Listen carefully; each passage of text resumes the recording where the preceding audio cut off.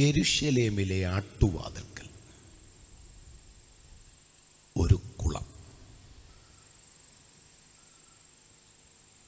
ബെഥെസ്ദ എന്ന പേരിൽ അറിയപ്പെടുന്ന ഈ കുളത്തിന് പുതിയ നിയമ വേദപുസ്തക ഭൂമിശാസ്ത്രമനുസരിച്ച് 360 അടി നീളവും 130 അടി വീതിയും 75 അടി താഴ്ചയുമുണ്ട്. ഈ കുളത്തിൻ്റെ സ്ഥാനം യെരുശലേമിലെ ആട്ടുവാതിൽക്കലാണ് എന്ന് അതിൻ്റെ 2-ാം വാക്യത്തിലുണ്ട്. ആട്ടുവാതിൽ എന്നുള്ളത് കൊണ്ട് അർത്ഥമാക്കുന്നത്, അഥവാ ആ വാതിലിന് ഷീപ്പ് ഗേറ്റ് എന്നോ ഷീപ്പ് മാർക്കറ്റ് എന്നോ പേര് വരാൻ ഒരു കാരണമുണ്ട്. യാഗമർപ്പിക്കുവാൻ വേണ്ടി യാഗാർപ്പകൻ ആടിനെയും കൊണ്ട് അകത്തേക്ക് പ്രവേശിക്കുന്ന വാതിലായതുകൊണ്ട് ഈ വാതിലിന് അങ്ങനൊരു പേര് വന്നു. ആട്ടുവാതിലെന്ന് പേര് വരാൻ മറ്റൊരു കാരണം കൂടെയുണ്ട്. വീട്ടിൽ നിന്ന് യാഗമർപ്പിക്കാൻ വരുന്ന ആളിന് വീട്ടിൽ ആടുകൾ സ്വന്തമായിട്ടില്ലാത്തവർക്ക് ഈ വാതിൽക്കൽ ആടുകളെ വിൽക്കുന്നവരുണ്ടായിരുന്നു. അതുകൊണ്ട് ഈ വാതിൽക്കൽ നിന്ന് ആടുകളെ വാങ്ങി യാഗത്തിനായി അകത്തേക്ക് പോകാനുള്ള സംവിധാനവും സൗകര്യവും ഈ വാതിൽക്കൽ ക്രമീകരിച്ചിരുന്നു. അപ്പോൾ ആടിനെയും കൊണ്ട് യാഗത്തിനായി അകത്തേക്ക് പോകുന്ന വാതിൽ എന്നുള്ള നിലയിലും ആടിനെ വാങ്ങാൻ ഈ വാതിൽക്കൽ സൗകര്യമുണ്ടായിരുന്നു എന്നുള്ളത് കൊണ്ടുമാണ് ആട്ടുവാതിൽ എന്ന പേര് ഈ വാതിലിന് കൈവന്നത്. ഈ ആട്ടുവാതിൽക്കലോട് ചേർന്നാണ് ബെഥെസ്ദ എന്ന പേരുള്ള കുളം. ഈ കുളത്തിന് 5 മണ്ഡപങ്ങളുണ്ട് എന്നാണ് നമ്മൾ ഇവിടെ വായിക്കുന്നത്. 2-ാം വാക്യത്തിലുണ്ട്. അതിന് 5 മണ്ഡപമുണ്ട്.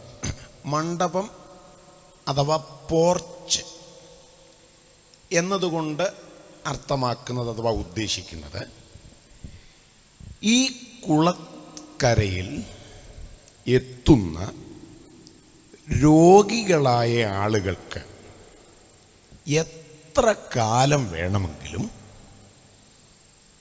പാർക്കാനുള്ള ഇടം എന്ന അർത്ഥമേ അതിനുള്ളൂ. മണ്ഡപം എന്നതുകൊണ്ട്, പോർച്ച് എന്നതുകൊണ്ട് അർത്ഥമാക്കുന്നത് അതാണ്. വരുന്ന രോഗികൾക്ക് എത്ര കാലം വേണമെങ്കിലും പാർക്കാൻ സൗകര്യപ്രദമായി പണി കഴിപ്പിച്ചിരിക്കുന്നതാണ് ഈ കുളത്തിനു ചുറ്റുമുള്ള 5 മണ്ഡപങ്ങൾ. ഇനി ഈ മണ്ഡപങ്ങളിൽ പാർക്കുന്നവരെ ശ്രദ്ധിച്ചേ. വ്യാധിക്കാർ, കുരുടർ, മുടന്തർ, ക്ഷയരോഗികൾ, ഇങ്ങനെ വലിയൊരു കൂട്ടം വെള്ളത്തിൻ്റെ ഇളക്കം കാത്തുകൊണ്ട് കിടന്നിരുന്നു. ഈ മണ്ഡപങ്ങളിൽ വലിയൊരു കൂട്ടം രോഗികൾ സൗഖ്യത്തിനായി വന്ന് കിടക്കുകയാണ്. അടുത്തത് മുതലാണ് നമ്മൾ വായിച്ചത്. അതത് സമയത്ത് ഒരു ദൂതൻ വന്ന് ഈ കുളം കലക്കും.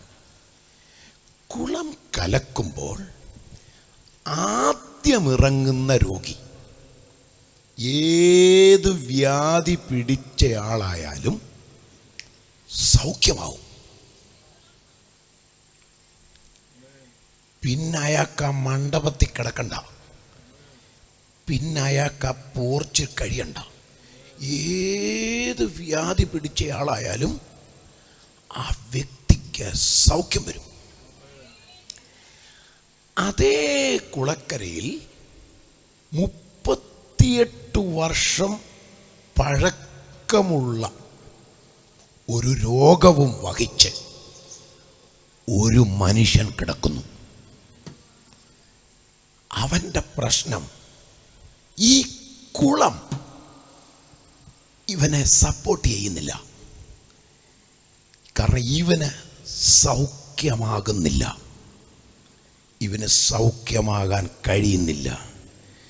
കുളത്തിൽ ഇറങ്ങാൻ ശ്രമിക്കുന്നുണ്ടെങ്കിലും ഇവൻ പറയുന്നുണ്ട്, ഞാൻ തനിയെ ചെല്ലുമ്പോൾ മറ്റൊരാൾ എനിക്ക് മുൻപായി ഈ കുളത്തിലിറങ്ങുന്നു. എന്നെ കുളത്തിലിറക്കാൻ എനിക്ക് ആരുമില്ല. അങ്ങനെ ഒരാളെ അവിടെ ഉള്ളൂ. ശ്രദ്ധിച്ചാൽ ആ ആളിൻ്റെ അടുക്കൽ യേശു നിൽക്കുന്നു. Praise the Lord. അവനോട് യേശു ചോദിച്ച ചോദ്യം കൂടെ വായിച്ചാണ് നമ്മൾ നിർത്തിയത്. എന്താ യേശു ചോദിച്ചത്? സൗഖ്യമാകുവാൻ നിനക്ക് മനസ്സുണ്ടോ? സത്യത്തിൽ ആ ചോദ്യം ആവശ്യമുള്ള ഒരു ചോദ്യമാണോ എന്ന് നമുക്കും ചിന്ത വന്നേക്കാം.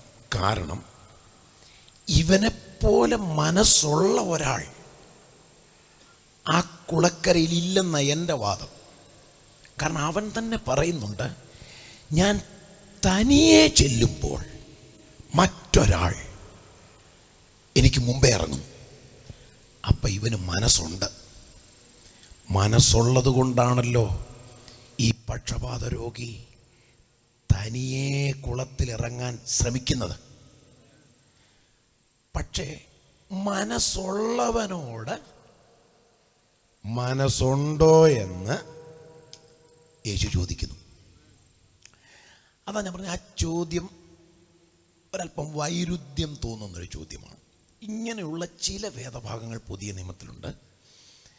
ഇപ്പോൾ യേശുവിൻ്റെ വസ്ത്രം തൊട്ട് 12 വർഷം രക്തസ്രവക്കാരിയായിരുന്ന സ്ത്രീ സൗഖ്യമായപ്പോൾ യേശു പുരുഷാരത്തിൽ തിരിഞ്ഞ് ചോദിച്ചൊരു ചോദ്യമുണ്ട്. എൻ്റെ വസ്ത്രം തൊട്ടത് ആര്?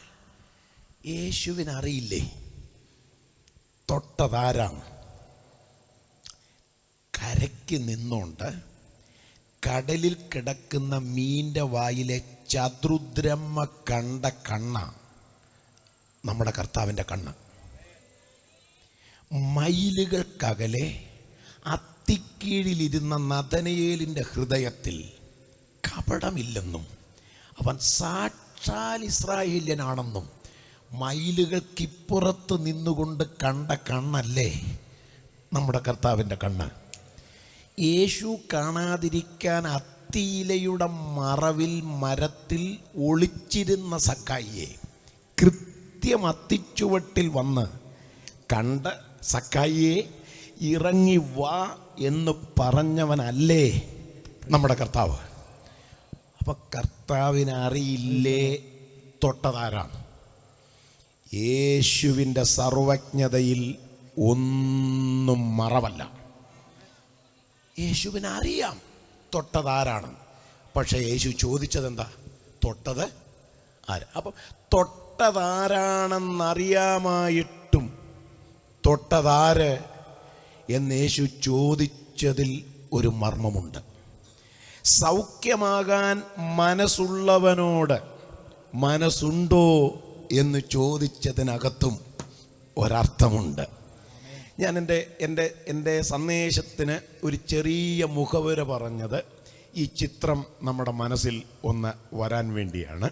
ഞാനിനി എൻ്റെ സന്ദേശത്തിൻ്റെ പ്രധാന ഭാഗത്തേക്ക്, കാതലായ ഭാഗത്തേക്ക് കടക്കാൻ ശ്രമിക്കുന്നു. അതിനു മുൻപ് ഈ 2018 പ്രവേശിച്ച ശേഷം, ഇന്ന് 9-ാം തീയതിയിലേ ആയുള്ളൂ, പ്രവേശിച്ച ശേഷം എന്നെ ഉറപ്പിച്ച ഒരു ദൂതുണ്ട്. ഇത് സെൻട്രൽ കൺവെൻഷൻ ആണല്ലോ. ഇതിനകത്ത് ആ 6-ാം വാക്യം, അവൻ കിടക്കുന്നത് യേശു കണ്ടു. ഇങ്ങനെ ഏറിയ കാലമായിരിക്കുന്നു എന്ന് അറിഞ്ഞു. നിനക്ക് സൗഖ്യമാകുവാൻ മനസ്സുണ്ടോ എന്നവനോട്. എനിക്ക് ആ പദം എന്നെ ഈ പുതിയ വർഷത്തിൽ ബലപ്പെടുത്തിയ ഒരു പദമാണ്. യേശു കണ്ടു, യേശു അറിഞ്ഞു. അവനോട് യേശു ചോദിച്ചു. ആരുമില്ലെന്ന് പറഞ്ഞവനെ കുളക്കരയിൽ കിടക്കുന്ന ആരും ശ്രദ്ധിച്ചില്ല. പക്ഷെ യേശു കണ്ടു, യേശു അറിഞ്ഞു. നിന്റെ പ്രശ്നത്തിന് എത്ര വർഷത്തെ എത്ര മാസത്തെ പഴക്കമുണ്ടെന്ന് അറിയാവുന്നവൻ ഇന്ന് രാത്രി യോഗത്തിന് വന്നിട്ടുണ്ട്. Praise the Lord. നന്ദി നിറഞ്ഞ ഹൃദയത്തോടെ ഞാൻ കർത്താവിനെ സ്തുതിക്കുന്നു. നമ്മൾ ചിന്തിക്കാൻ പോകുന്ന ഭാഗം വളരെ ശ്രദ്ധയോടെ ദൈവമക്കൾ ഈ വചനത്തെ അനുധാവനം ചെയ്യണം, ചിന്തിക്കണം.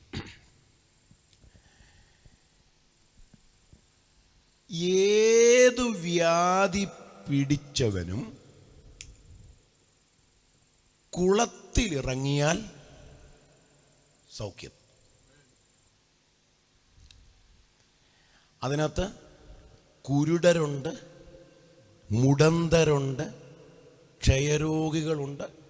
പിന്നെ ഒരു പദം ഏതു വ്യാധി പിടിച്ചവനാ. പിന്നെ രോഗത്തിൻ്റെ പേര് പറഞ്ഞിട്ടില്ലെന്നേ ഉള്ളൂ.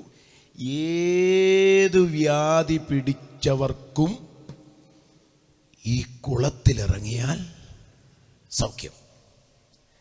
ഞാൻ ആ ഭാഗത്തേക്ക് വരുന്നതിന് മുമ്പ് അതിൻ്റെ രീതി നിങ്ങൾ ശ്രദ്ധിച്ചോ. അതത് സമയത്ത് ഒരു ദൂതൻ വരുന്നു. ബൈബിളിൽ ഈ ദൂതൻ എവിടുന്നാ വരുന്നതെന്നൊന്നും എഴുതിയിട്ടില്ല. ദൂതൻ വന്ന് കുളം കലക്കും. പക്ഷെ എനിക്കിഷ്ടം തോന്നിയൊരു കാര്യം, ദൂതൻ ഒരു പ്രാവശ്യം വന്നു പോകുമ്പോൾ ഒരാൾ സൗഖ്യമാകുന്നുണ്ട്. അത് ശ്രദ്ധിക്കണം. ആദ്യം ഇറങ്ങുന്ന ആളിനെ സൗഖ്യമുള്ളൂ. രണ്ടാമത് കുളത്തിൽ ഇറങ്ങുന്ന ആളിന് സൗഖ്യമില്ല. പിന്നെ ഞാൻ ആ ദൂതനെ കുറിച്ചൊരു വാക്ക് പറഞ്ഞിട്ട് വരാം. ദൂതനാളൊരു ശുശ്രൂഷയുള്ള ആളാണ് അല്ലേ? കാരണം ഒന്ന് വന്നു പോയാൽ ഒരാൾക്കെങ്കിലും ഗുണമുണ്ട്. ഒരാൾ സൗഖ്യമാകുമല്ലോ ഒരു ട്രിപ്പ് വന്നു പോകുമ്പോൾ. ചിലരെത്ര ട്രിപ്പ് വന്നു പോയാലും ആർക്കും ഒരു ഗുണവുമില്ല. അപ്പം അത് വെച്ച് നോക്കുമ്പോൾ ഈ ദൂതൻ്റെ ഈ വരവും പോക്കും ഒരാശ്വാസം തന്നെയാണ്. പിന്നെ എനിക്കതിനകത്ത് രസം തോന്നിയത്, അത് ചിന്തിച്ചുകൊണ്ടിരിക്കരുത്, അദ്ദേഹം ചെയ്യുന്ന ആ പണിയെക്കുറിച്ചുള്ള മലയാള പ്രയോഗം. കുളത്തിൽ വന്നു പോകുന്നല്ലോ, കുളം കലക്കും. അതൊരു വല്ലാത്തൊരു ചിന്ത എന്ന് പറഞ്ഞാൽ, ആൾ മിനിസ്ട്രി ഉള്ള ആളാണെങ്കിലും വന്നാൽ കലക്കിയേ പോകും. അത് വേറെ. ഇനി അത് ചിന്തിച്ചുകൊണ്ടിരിക്കരുത്. അത്യാവശ്യക്കാർക്ക് മാത്രം വേണമെങ്കിൽ എടുക്കാതെ. ചിലർ വന്നാലേ അങ്ങനെ തന്നെയാണ്, ഒന്ന് ഇളക്കി ഒന്ന് കലക്കി പോവും. നമ്മൾ എവിടെ ചെന്നാലും അവിടെ ഒരു അനുഗ്രഹം ഉണ്ടാവണം, അവിടെ ഒരു ആശ്വാസം ഉണ്ടാകണം, അവർക്ക് അനുഗ്രഹിക്കപ്പെടാൻ കഴിയണം നമ്മുടെ സാന്നിധ്യം കൊണ്ട്. അത്രയും പറഞ്ഞ് ഞാൻ ആ ഭാഗമെല്ലാം വിടും. ശ്രദ്ധിച്ചേ. ഈ കാലഘട്ടത്തിൻ്റെ പ്രത്യേകത എന്താണ് എന്നുള്ളത് ഈ വിഷയത്തിലുള്ള ഏറ്റവും പ്രധാനപ്പെട്ട ഒരു ചിന്തയാണ്. കുരുടൻ കുളത്തിലിറങ്ങിയാലും മുടന്തൻ കുളത്തിലിറങ്ങിയാലും സൗഖ്യമുണ്ട്. ശ്രദ്ധിച്ചേ. ഇവരാരും യേശുവിനെ അറിയണമെന്നില്ല. ഇവരാരും സൗഖ്യത്തിന് വേണ്ടി യേശുവിനോട് പ്രാർത്ഥിക്കണ്ട. നമ്മുടെയൊക്കെ ഭാഷയിൽ പറഞ്ഞാൽ 3, 7, 21, 40 ഒന്നും ഇരിക്കണ്ട. വ്യാധി പിടിച്ചവനായാലും ദൂതൻ വന്നു കുളം കലക്കുമ്പോൾ കുളത്തിലിറങ്ങിയാൽ അവന് സൗഖ്യമാണ്. അപ്പൊ ആ സൗഖ്യമായി പോന്ന വ്യക്തിയും യേശുവുമായി ഒരു ബന്ധവും ഇല്ല, അല്ലേ? അവൻ യേശുവിനെ വിളിക്കണ്ട. ഇവിടെ നടക്കുന്ന ഈ സൗഖ്യവും യേശുവുമായി ബന്ധമില്ല എന്ന് തന്നെയല്ലേ പഠിക്കേണ്ടത്?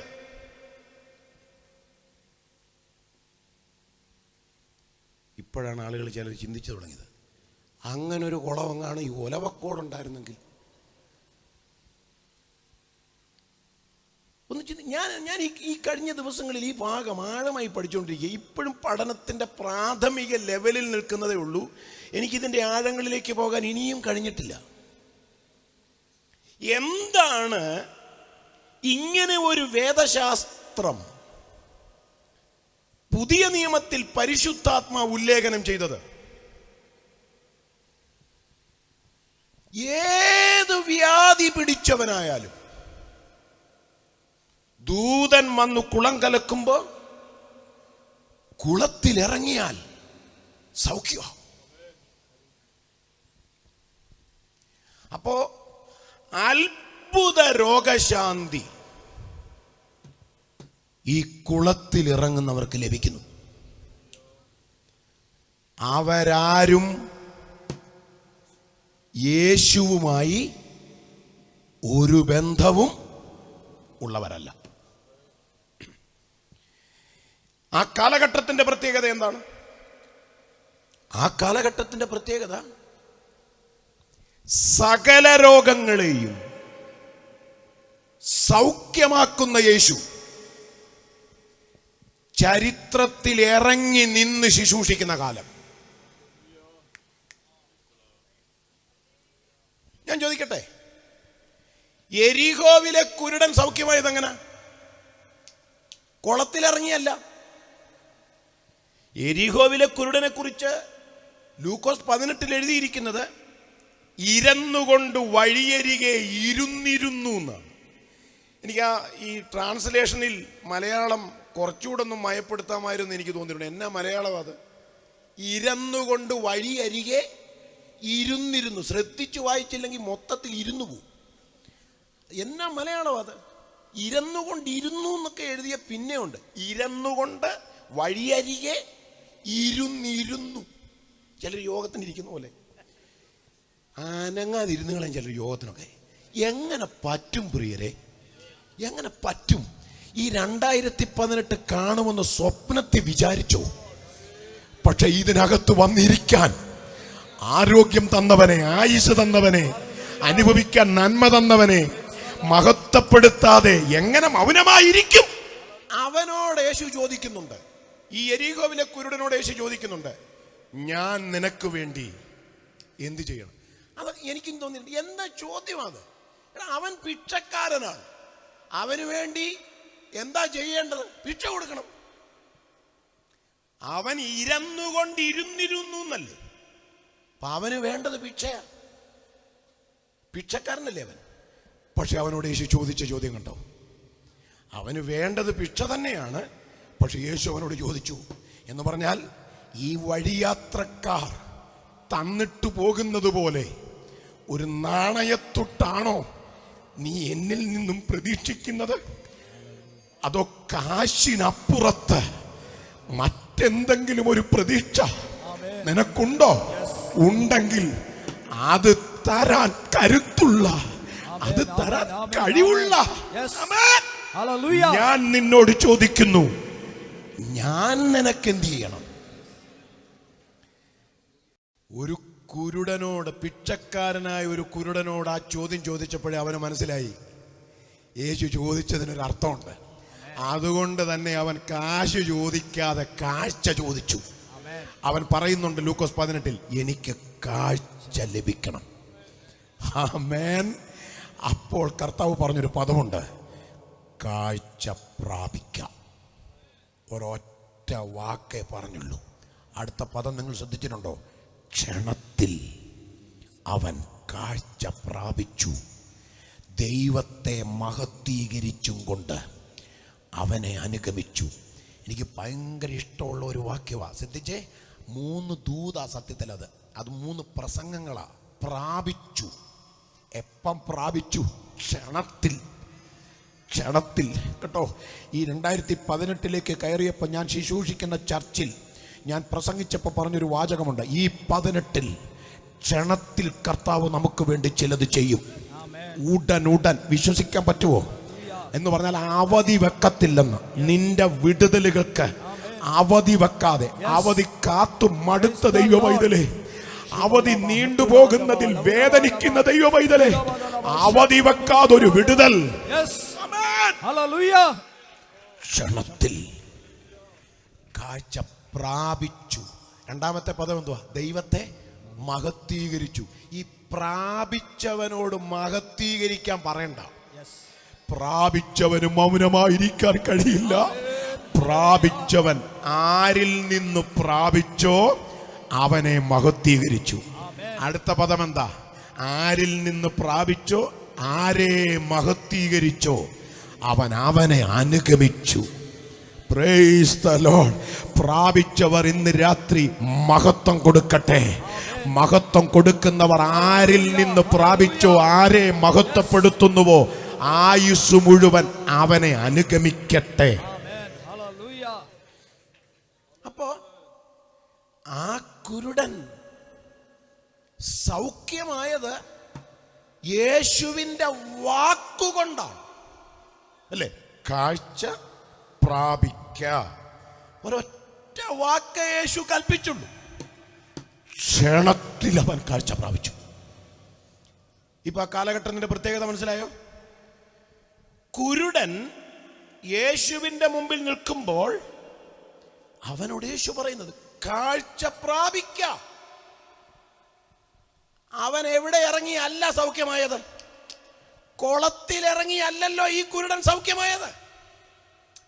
അപ്പോ യേശുവിൽ നിന്ന് നേരിട്ട് സൗഖ്യം നടക്കുന്നുണ്ടെന്ന്. യേശു നേരിട്ട് കുരുടന്മാരെ സൗഖ്യമാക്കുന്ന കാലമാണത്. ആ കാലഘട്ടത്തിലാണ് കുളത്തിൽ ഇറങ്ങുന്നവർക്ക് സൗഖ്യം. നമ്മുടെ ഇന്നത്തെ ട്രെൻഡ് അനുസരിച്ച് യേശുവെ സ്തോത്രമെന്നോ, യേശുവെ സ്തുതിയെന്നോ, യേശുവെ നന്ദിയെന്നോ ഒന്നും പറയണ്ടെന്ന്. കലങ്ങുന്ന കുളത്തിലോട്ട് ഇറങ്ങുക, സൗഖ്യമായിട്ട് പോവുക.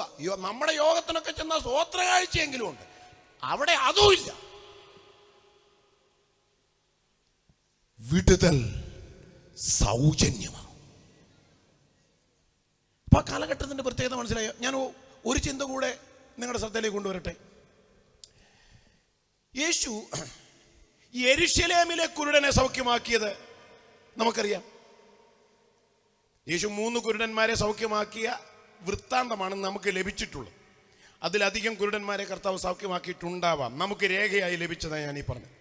ഒന്ന് യെരിഹോവിലെ കുരുടനാണ്, മറ്റൊന്ന് യെരുശലേമിലെ കുരുടനാണ്, മറ്റൊന്ന് ബെത്സയിദയിലെ കുരുടനാണ്. അപ്പോ യെരുശലേമിലെ കുരുടനെ യേശു സൗഖ്യമാക്കിയ ഭാഗം നമുക്കറിയാം. കുരുടന്റെ മുമ്പിൽ യേശു നിൽക്കുന്നു. യേശു അവനോട് ഒന്നും പറഞ്ഞില്ല. ശ്രദ്ധിക്കണേ, യേശു അവനോട് ഒന്നും ചോദിക്കുന്നുമില്ല. കുരുടൻ യേശുവിന്റെ മുമ്പിൽ നിന്നപ്പോൾ യേശു എന്ത് ചെയ്തെന്നാ? യേശു നിലത്ത് തുപ്പി. ചിലർക്ക് ആ ഭാഗം അറിയത്തില്ല, അതുകൊണ്ട് മൗനമായിട്ടിരിക്കുന്നു. അത് വായിച്ചിട്ടില്ലേ? യേശു നിലത്ത് തുപ്പി. തുപ്പൽ കൊണ്ട് ചേറുണ്ടാക്കി. അത് ശ്രദ്ധിച്ച് വായിച്ചാൽ ആർക്കായാലും ഇച്ചിരി വെറുപ്പോ അറപ്പോ തോന്നും. ഇപ്പം ഞങ്ങൾ ഇന്ന് ഒരുമിച്ച് ബാബുച്ചൻ്റെ കൂടെ വന്നത്.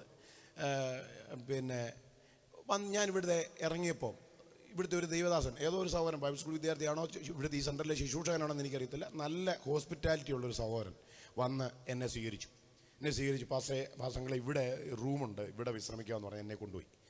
അപ്പം ഞാൻ വന്ന് അദ്ദേഹത്തിൻ്റെ മുമ്പിൽ നിൽക്കുമ്പോൾ, ഉദാഹരണം പറയുകയാണേ, ഇപ്പം കുറേ നേരം കൊണ്ട് തുപ്പാൻ ശ്രമിച്ചിരിക്കുമ്പോഴായിരിക്കും ഞാൻ വന്ന് നിന്നത്. ഒന്ന് തുപ്പിയെന്നിരിക്കട്ടെ, ഒന്ന് തുപ്പിയാൽ നമ്മളാരും ശ്രദ്ധിക്കുകയില്ല. ഒരാളൊന്ന് തുപ്പി. പക്ഷെ ഞാൻ മുമ്പിൽ നിൽക്കുമ്പം കൂടെ തുപ്പിയാലോ? ഇവിടെ അതല്ലേ നടന്നേന്ന് ഞാൻ ചോദിക്കട്ടെ. തുപ്പല് കൊണ്ട് ചേറുണ്ടാക്കി എന്ന് എഴുതിയേക്കുന്നത് ആണോ? അങ്ങനെയാണെങ്കിൽ 2 കണ്ണിലും പൂശാനുള്ള ചേറാണ്. ഒരു കൈ മണ്ണ് കുഴയ്ക്കാൻ, ഒരു കൈ ചേറ് കുഴയ്ക്കാൻ 1 പ്രാവശ്യം തുപ്പിയാൽ മതിയോ? അതെന്നാ തുപ്പലത്? അങ്ങനെ തുപ്പാൻ കഴിവുള്ളവരാര് കാണും? ഉണ്ടെങ്കിൽ കണ്ടേച്ചേ പോകും, എവിടെയെങ്കിലും കാണിക്കണം. അതെന്നാ തുപ്പലാന്നേ? അത് തുപ്പൽ ആരുടെ ആയാലും തുപ്പലല്ലേ? യേശുവിന്റെ തുപ്പലാന്ന് പറഞ്ഞ എന്നെ പ്രത്യേകത, എല്ലാം തുപ്പല. എനിക്കിവിടെ അത്ഭുതം തോന്നിയത്, യേശു തുപ്പുക കുഴയ്ക്കുക. യേശു തുപ്പിക്കൊണ്ടേയിരുന്നു, കാരണം മണ്ണ് കുഴയുണ്ട്. പക്ഷെ ഈ മുമ്പിൽ നിൽക്കുന്ന മനുഷ്യന് കണ്ണ് കാഴ്ചയില്ലാത്തതുകൊണ്ട് അവിടെ നടക്കുന്ന എന്താണെന്ന് അറിയില്ല. പക്ഷെ ഞാൻ ആ ഭാഗം വായിച്ചപ്പോ ദൈവാത്മാവ് എൻ്റെ അകത്ത് തന്നൊരു ദൂതുണ്ട്. നീ കാണുന്നില്ലെന്ന് കരുതി നിന്റെ കർത്താവിന്റെ കരം അടങ്ങിയിരിക്കുകയല്ല, അവന്റെ കരം നിനക്കായി ചലിച്ചുകൊണ്ടിരിക്കുക. രാത്രി ഇതിനകത്തിരിക്കുന്ന ചില അഭിഷക്തന്മാരോടും ചില ദൈവമക്കളോടും ദൈവാത്മാവ് ദൂതായി ഇടപെടുന്ന ഈ സെൻട്രൽ കൺവെൻഷനിൽ നിന്റെ നഗ്ന നേത്രങ്ങൾ കൊണ്ട് കാണാൻ കഴിയുന്നില്ലെങ്കിലും കാണാൻ കഴിയാത്ത ചില മണ്ഡലങ്ങളിൽ നിന്റെ കർത്താവിന്റെ കരം നിനക്ക് വേണ്ടി ചലിക്കുന്നു. നിന്റെ തലമുറയ്ക്ക് വേണ്ടി ചലിക്കുന്നു, നിന്റെ ഭാവിക്ക് വേണ്ടി ചലിക്കുന്നു. വെള്ളമില്ലാഞ്ഞിട്ടാണോ യേശു ഈ തുപ്പി കുഴച്ചത്? കാരണം ഈ മനുഷ്യനോട് പറയുന്നുണ്ടല്ലോ, ശീലാകവും കുളത്തിൽ പോയി കഴുകാൻ. ഒരന്ധനായ മനുഷ്യന് പോയി കഴുകാവുന്ന അകലത്തിൽ കുളമുണ്ട്, കുളത്തിൽ വെള്ളമുണ്ട്. പക്ഷേ യേശു മണ്ണ് കുഴയ്ക്കാൻ നിലവിലുള്ള സാധ്യതകളൊന്നും അവൻ ഉപയോഗിക്കാതെ അവന്റെ വായിലെ ദ്രാവകം കൊണ്ട് അവൻ മണ്ണ് കുഴച്ചു എന്ന് പറയുന്നതിനകത്തു ഇല്ലേ ഒരു ദൂത്. നീ മനസ്സിൽ കാണുന്ന സാധ്യതകൾ നിന്റെ നന്മയ്ക്കായി കർത്താവ് ഉപയോഗിച്ചെന്ന് വരില്ല. നിനക്ക് വേണ്ടി അവൻ മറ്റൊരു പ്രവൃത്തിയായിരിക്കും ഉപയോഗിക്കാൻ പോകുന്നത്. അത് നീ സ്വപ്നത്തിൽ ചിന്തിക്കാത്ത ഒരു മാർഗമായിരിക്കും. ഇന്ന് രാത്രി ഇതിനകത്തിരിക്കുന്ന അഭിഷക്തന്മാരോടും ദൈവാത്മാവിന് പറയാനുള്ള ഒരു ദൂതത, നിനക്ക് സ്വപ്നത്തിൽ പോലും ചിന്തിക്കാൻ പറ്റാത്ത ചില മാർഗങ്ങൾ കരുതി ദേശത്ത് നിന്നെ മാനിക്കാൻ ദൈവത്തിന് പദ്ധതിയുണ്ട്. അങ്ങനെ പ്രവർത്തിക്കാൻ കരുത്തുള്ള കഴിവുള്ള ഒരു വീണ്ടെടുപ്പുകാരൻ എനിക്കുണ്ടെന്ന് ഹൃദയംഗമായി വിശ്വസിക്കാൻ കഴിയുന്നുണ്ടെങ്കിൽ അതരങ്ങൾ തുറന്ന്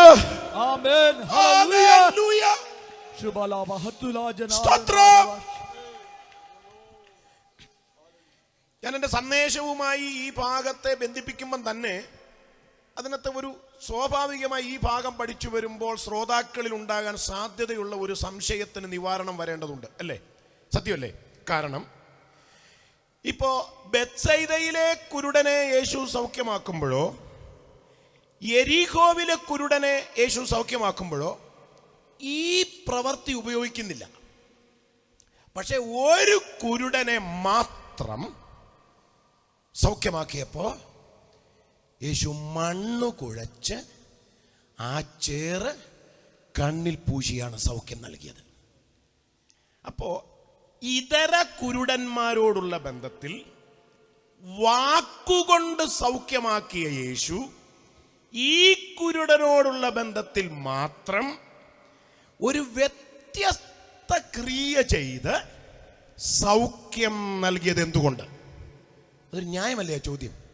മണ്ണു കുഴച്ച് കണ്ണിൽ പൂശി സൗഖ്യം നൽകിയ ഈ സിസ്റ്റം കർത്താവ് ഉപയോഗിച്ചത് എന്തുകൊണ്ട്?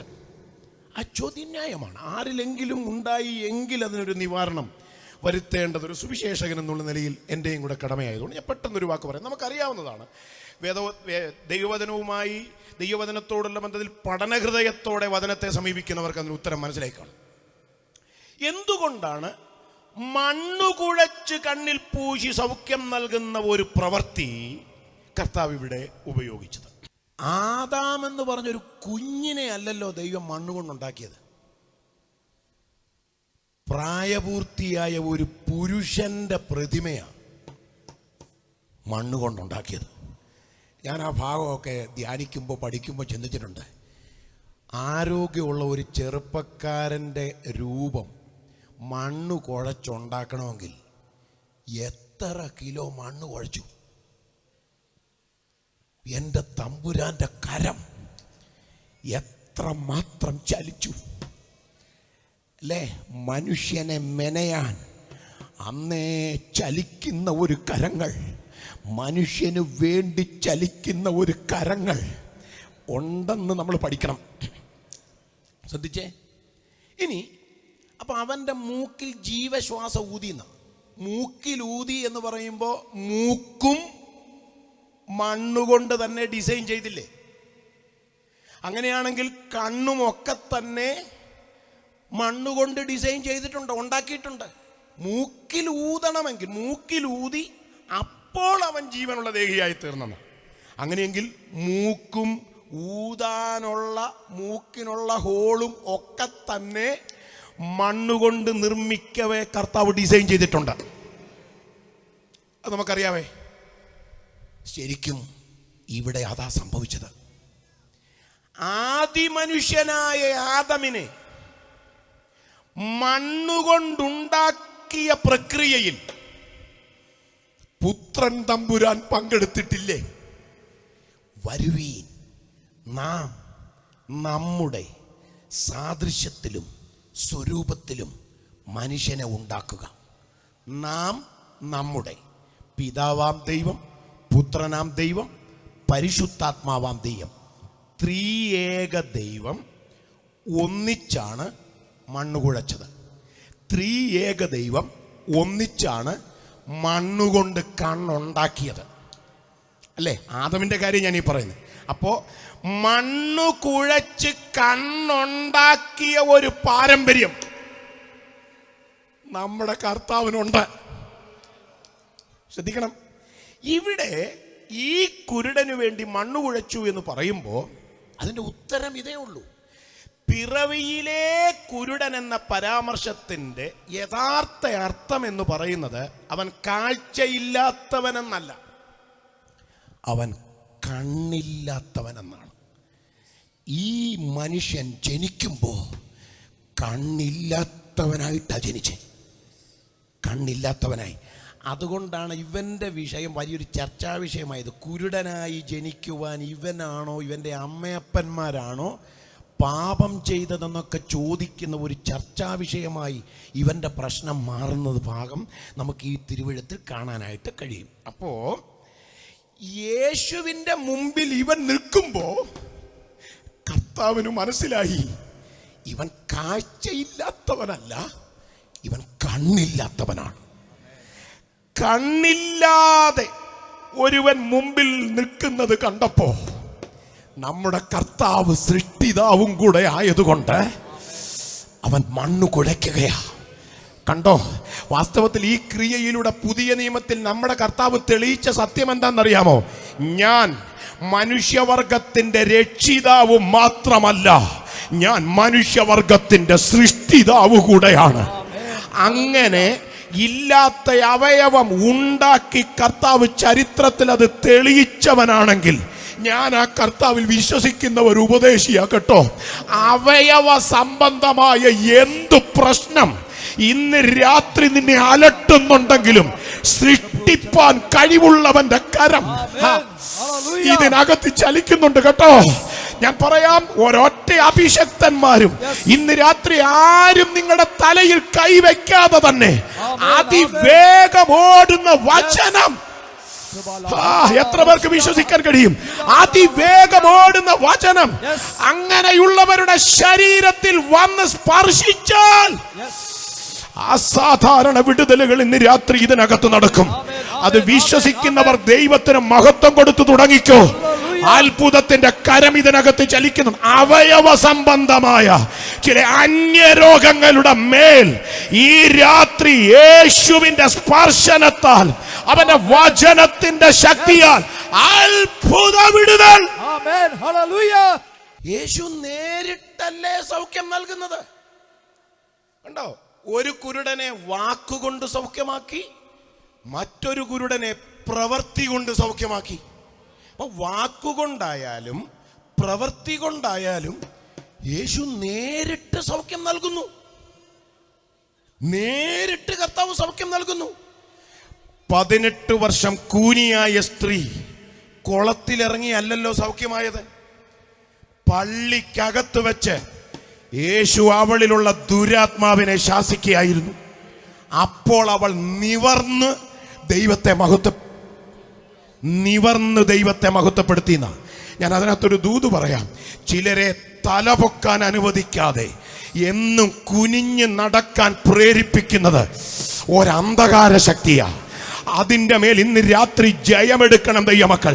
നിന്റെ ശുശ്രൂഷയിൽ നീ തലപൊക്കാതിരിക്കാൻ, സഭ വളരാതിരിക്കാൻ, തലമുറ ഗതി പിടിക്കാതിരിക്കാൻ, ദേശത്ത് നിന്നെ തലകുനിച്ച് നടത്ത്.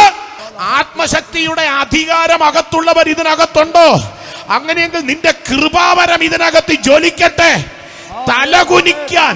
തലകുനിച്ച് നടക്കാൻ, നിന്നെ ലക്ഷ്യമിട്ട് വ്യാപരിക്കുന്ന ചില അന്ധകാര ശക്തികളുടെ മേൽ ഈ രാത്രി യേശുവിന്റെ രക്തത്താൽ, ദൈവവചനത്താൽ, ആത്മാവിനാൽ ജയം.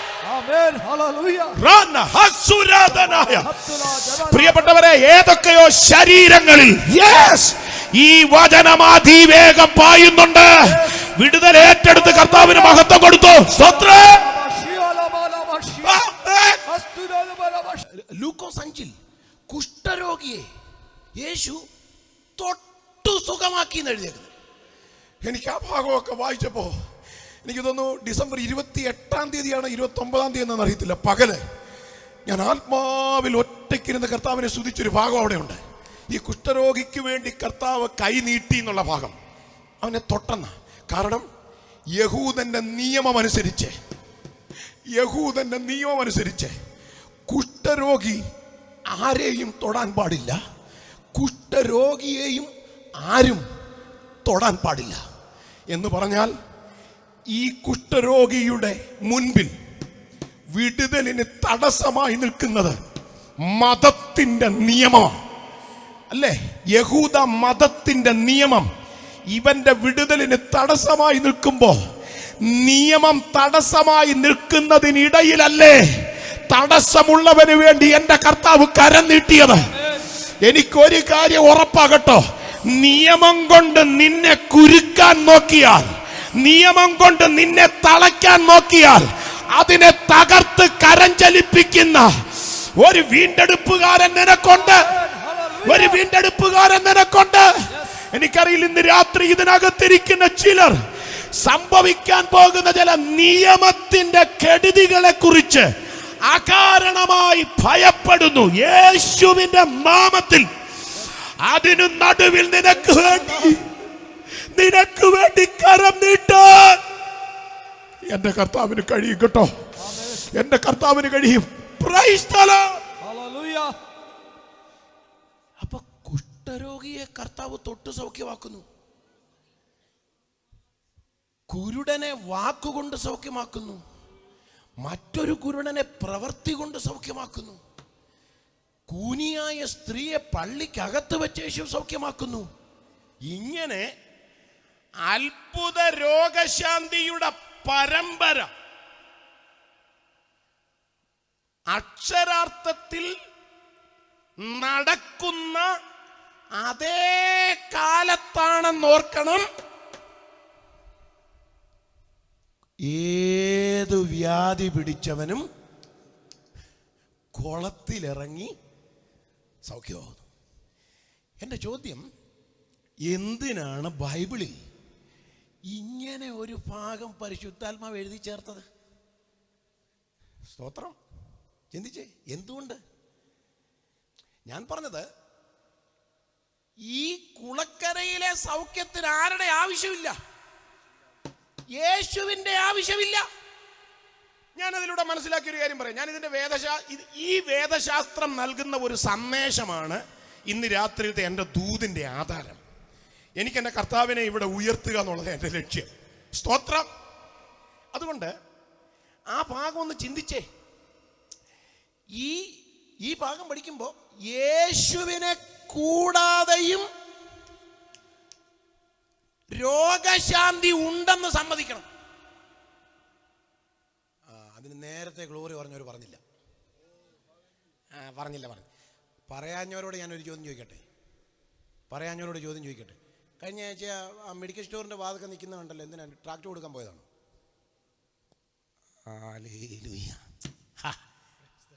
അത് സമ്മതിക്കുകയില്ല. മെഡിക്കൽ സ്റ്റോറിൽ പോയ കാര്യം സമ്മതിക്കുകയില്ല. ഇപ്പം ഞാൻ പറഞ്ഞ കാര്യം ഒട്ടും സമ്മതിക്കുകയില്ല. എൻ്റെ ചോദ്യം, ഈ വേദശാസ്ത്രം നൽകുന്ന സന്ദേശം അതല്ലേന്നാ. യേശു ഇല്ലാതെ തന്നെ, യേശുവിനെ കൂടാതെ തന്നെ രോഗസൗഖ്യം നടക്കും,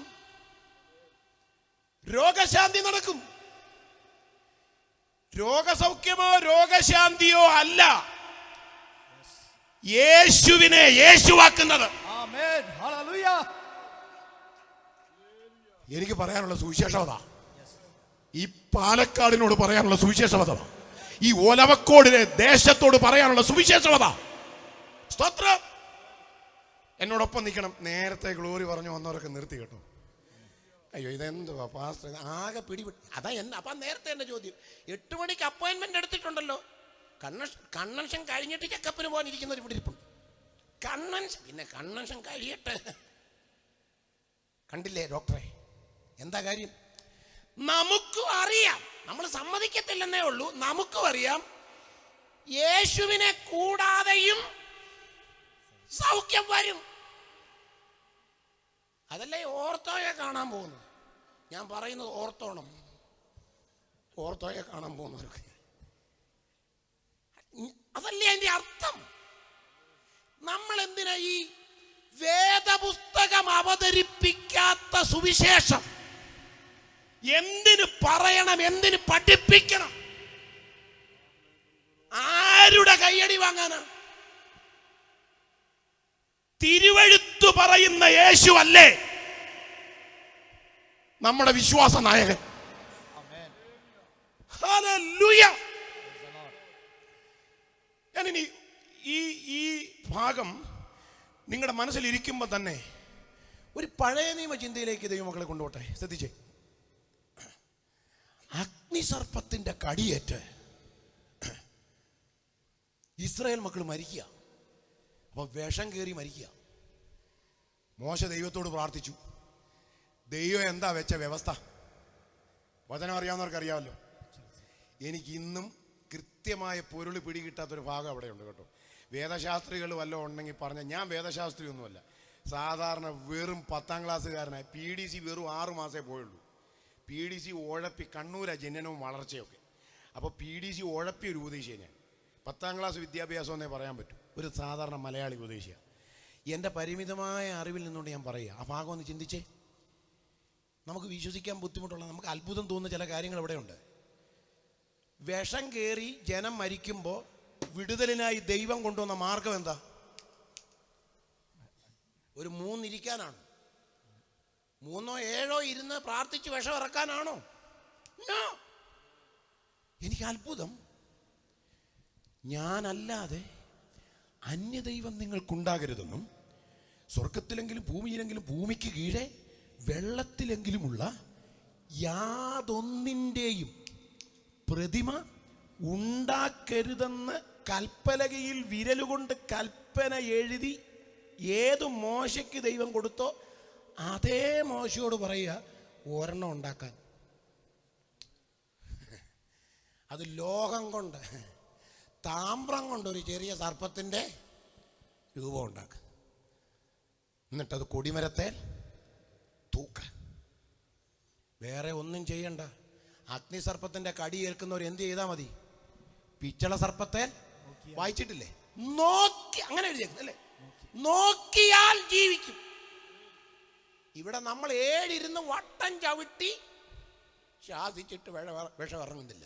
വിഷം ഇറക്കുന്നവന് വിഷം കയറുക. ഹല്ലേലൂയ. വല്ല പിടിയും കിട്ടുന്നുണ്ടോ? ഒന്ന് ചിന്തിച്ചേ. അത് എന്താ പ്രിയരെ ആ മാർഗം എന്താ? ഇനി ആ കാലഘട്ടത്തിന്റെ പ്രത്യേകത എന്താ? എനിക്ക് അത്ഭുതം തോന്നി. എന്റെ ശരീരത്ത് കയറിയിരിക്കുന്ന വിഷം എന്നെ കൊല്ലുന്ന വിഷമാ. കാരണം അഗ്നിസർപ്പത്തിന്റെ കടിയേറ്റവരെല്ലാം മരിക്കുക. അപ്പൊ കയറിയേക്കുന്ന വിഷം എന്നെ കൊല്ലുന്ന വിഷമാ. പക്ഷേ ഞാനൊരു രൂപത്തെ നോക്കിയാൽ എന്റെ വിഷം ഇറങ്ങുന്നെന്ന്, എനിക്ക് സൗഖ്യം വരുന്നെന്ന്. ഇനി ആ കാലഘട്ടത്തിന്റെ പ്രത്യേകത എന്താ? ആ കാലഘട്ടത്തിന്റെ പ്രത്യേകതയാണ് പുറപ്പാട് പുസ്തകത്തിൽ തന്നെയുണ്ട്. ദൈവത്തെക്കുറിച്ച് എന്താ അവതരിപ്പിച്ചിരിക്കുന്നത്? ഞാൻ സകല രോഗങ്ങളെയും സൗഖ്യമാക്കുന്ന യഹോവയാകുന്നു. ദൈവം എല്ലാവരെയും സൗഖ്യമാക്കിയത് അങ്ങനെയാണ്. പഴയ നിയമം നോക്കി, മിരിയാം കുഷ്ഠരോഗിയായി, മോശ പ്രാർത്ഥിച്ചു, ദൈവം മിരിയാമിനെ സൗഖ്യമാക്കി. ഹിസ്കിയാവ് മരിക്കത്തക്ക രോഗം പിടിച്ചു കിടന്നു, ഹിസ്കിയാവ് പ്രാർത്ഥിച്ചു, ദൈവം ഹിസ്കിയാവിനെ സൗഖ്യമാക്കി. അപ്പൊ ചരിത്രത്തിൽ മരണകരമായ രോഗത്തിന് അടിമകളായവരെ ദൈവം നേരിട്ട് സൗഖ്യമാക്കുന്നു. ആമേൻ. എനിക്കറിയാം, എല്ലാ സന്ദേശം പോലൊന്നും ആമേൻ പറയാൻ പറ്റുന്ന സാധനമല്ല. ചിലർക്കൊരു ഗ്ലോറിയൊക്കെ പറയണമെന്നുണ്ട്, പക്ഷെ അത് വായി വെച്ചേക്കോ. ഇത് എങ്ങനെ പറയും? ആകെ കുഴഞ്ഞു, മൊത്തത്തിലൊരു കൺഫ്യൂഷൻ വന്നിട്ടുണ്ട്. ആ മുഖം കാണുമ്പോൾ അറിയാം. എന്നാലും പേടിക്കാതെ പ്രാർത്ഥിച്ചുകൊണ്ടിരിക്കേ. ഇത് വചനം മാത്രമേ ഞാൻ പറയുന്നുള്ളൂ. ഒരു കൺകോർഡൻസിലെ ഒരു വില്യം ബാർക്ലിയുടെ പുസ്തകത്തൊന്നും ഒന്നുമല്ല ഇത്. നമ്മുടെ പുസ്തകത്തിൽ നിന്ന് എല്ലാം മലയാളിക്കും മനസ്സിലാവും. എനിക്ക് ആ ഭാവമൊക്കെ അത്ഭുതം. ഈ മിരിയാമിനെ കുറിച്ചൊക്കെ പഠിച്ചാൽ, മിരിയാമിനെ ദൈവം സൗഖ്യമാക്കിയ ഭാവമൊക്കെ പഠിച്ചാൽ സത്യത്തിൽ മിരിയാമിന് കുഷ്ഠം വന്ന എങ്ങനെ? ദൈവദാസന് വിരോധമായി സംസാരിച്ചെന്നുള്ള. അതൊക്കെ എനിക്ക് പിന്നെ ഭയങ്കര ഭയം തോന്നുന്ന കാര്യമാണ്. പ്രിയപ്പെട്ടവരെ, പഴയ നിയമത്തിലെ ഇങ്ങനെയുള്ള ഭാഗമൊക്കെ ഒന്ന് വായിക്കണം കേട്ടോ. ഈ സങ്കീർത്തനം മാത്രം വായിച്ച് നമ്മൾ ഇങ്ങനെ ഗതി പിടിക്കാതെ പോകരുത്. പഴയ നിയമം കൂടെ ഒക്കെ ഒന്ന്, ഈ ഇങ്ങനെയുള്ള ഭാഗം കൂടെ ഒക്കെ ഒന്ന് വായിക്കുക. ദൈവദാസന്മാർക്ക് വിരോധമായി സംസാരിച്ച മിരിയാമിനെ ദൈവം വിട്ടില്ല, വിടത്തില്ല ദൈവം കേട്ടോ. ദൂത വിടത്തില്ല ദൈവം. അവരും മനുഷ്യരാ, പൂർണ്ണരൊന്നും ആവില്ല. അപൂർണതകൾ അവരിലും ഉണ്ടാകും. പക്ഷെ അത് നികത്തുന്നതും അത് പരിഹരിക്കുന്നതും വിളിച്ച് നിയമിച്ചവനാ. നമ്മളാരും കേറി പരിഹരിക്കാൻ നിൽക്കരുത്. അയ്യോ, പെട്ടകത്തെ വ്യവസ്ഥയില്ലാതെ കേറി തൊടരുത്. ദൈവമാക്കി വെച്ചവനെതിരെ കളിക്കരുത്. അതിൻ്റെയൊക്കെ ശാപവും അതിൻ്റെ കെടുതിയും അതിഭയാനകമാണ്. എനിക്ക് അത്ഭുതം നീ എങ്ങനെ പറ്റുമെന്നുള്ളതാണ്. അപ്പം പറ്റുമെന്നുള്ള ധാരണയല്ല ഞാനും ഇപ്പം വന്നു നിൽക്കുന്നത്. എന്ന് പറഞ്ഞാൽ എങ്ങനെ പറ്റുമെന്ന് പറഞ്ഞാൽ, മിരിയാമാരാ പ്രവാചകി, എങ്ങനെ പറ്റും? ഈ ഭാഗം പഠിച്ചപ്പോൾ എനിക്ക് മനസ്സിലായി, ശുശ്രൂഷയുള്ളവനെ ഇത് പറ്റും. അതിലാരണ്ടോ ഒരാളെ അല്ലയോ പറഞ്ഞു. അത് നിങ്ങൾ ശ്രദ്ധിച്ചിട്ടുണ്ടോ? ഒരു ശുശ്രൂഷയില്ല, പ്രത്യേകിച്ച് ഒരു കൃപയില്ല. ഒരു ദൈവത്തെ ആരാധിക്കുക, കർത്താവിനെ സേവിച്ചു പോവുക, നിത്യതയെ പോവുക. അങ്ങനെയുള്ളവരെ നിങ്ങൾ ശ്രദ്ധിച്ചിട്ടുണ്ടോ? അവർ പൊതുവെ ശാന്തരാ. അവരാർക്കും ഒരു തലവേദനയേ അല്ല. ശ്രദ്ധിച്ചിട്ടുണ്ടോ? ഇച്ചിരി മിടുക്കും ഒരിച്ചിരി കൃപയും ഉണ്ടല്ലോ. എഴുന്നേറ്റ് രണ്ട് കസർത്ത് നടത്താൻ ഇച്ചിരി കഴിവൊക്കെ ഉള്ളവനല്ല ഈ ഞൊളയ്ക്കുന്നേ. ഇവിടെങ്ങാനും ഉണ്ടോയെന്നൊന്നും എനിക്കറിയത്തില്ല. ഞാൻ ഈ എറണാകുളത്തുനിന്ന് വന്നതായതുകൊണ്ട് പറയുക. ചുമ്മാ ഞൊളയ്ക്കുക. ഈ എനിക്കതല്ല, മിരിയാം വെറും പ്രവാചകി മാത്രമല്ല, വർഷിപ്പ് ലീഡറാ. വാനിറ്റി ബാഗിനകത്ത് തപ്പുണ്ട്, ടാമറിൻ. പുള്ളിക്കാരി കൊട്ടി അങ്ങോട്ട് പാടിയാൽ എല്ലാരും നൃത്തം ചെയ്യും. വർഷിപ്പ് ലീഡറാ, പ്രവാചകിയാ. പക്ഷെ അത്യാവശ്യക്കാർക്കൊക്കെ എതിരെ പാരപടി. മിണ്ടാതിരിക്കുമ്പോൾ എനിക്ക് മനസ്സിലായി, ഈ ദൂത് എവിടെയോ ചെന്ന് കയറുന്നുണ്ട്. പിന്നെ ഈ സെൻട്രൽ കൺവെൻഷൻ കൊണ്ട് ആർക്കെങ്കിലും ഒരു ഗുണം ഉണ്ടാവട്ടെ.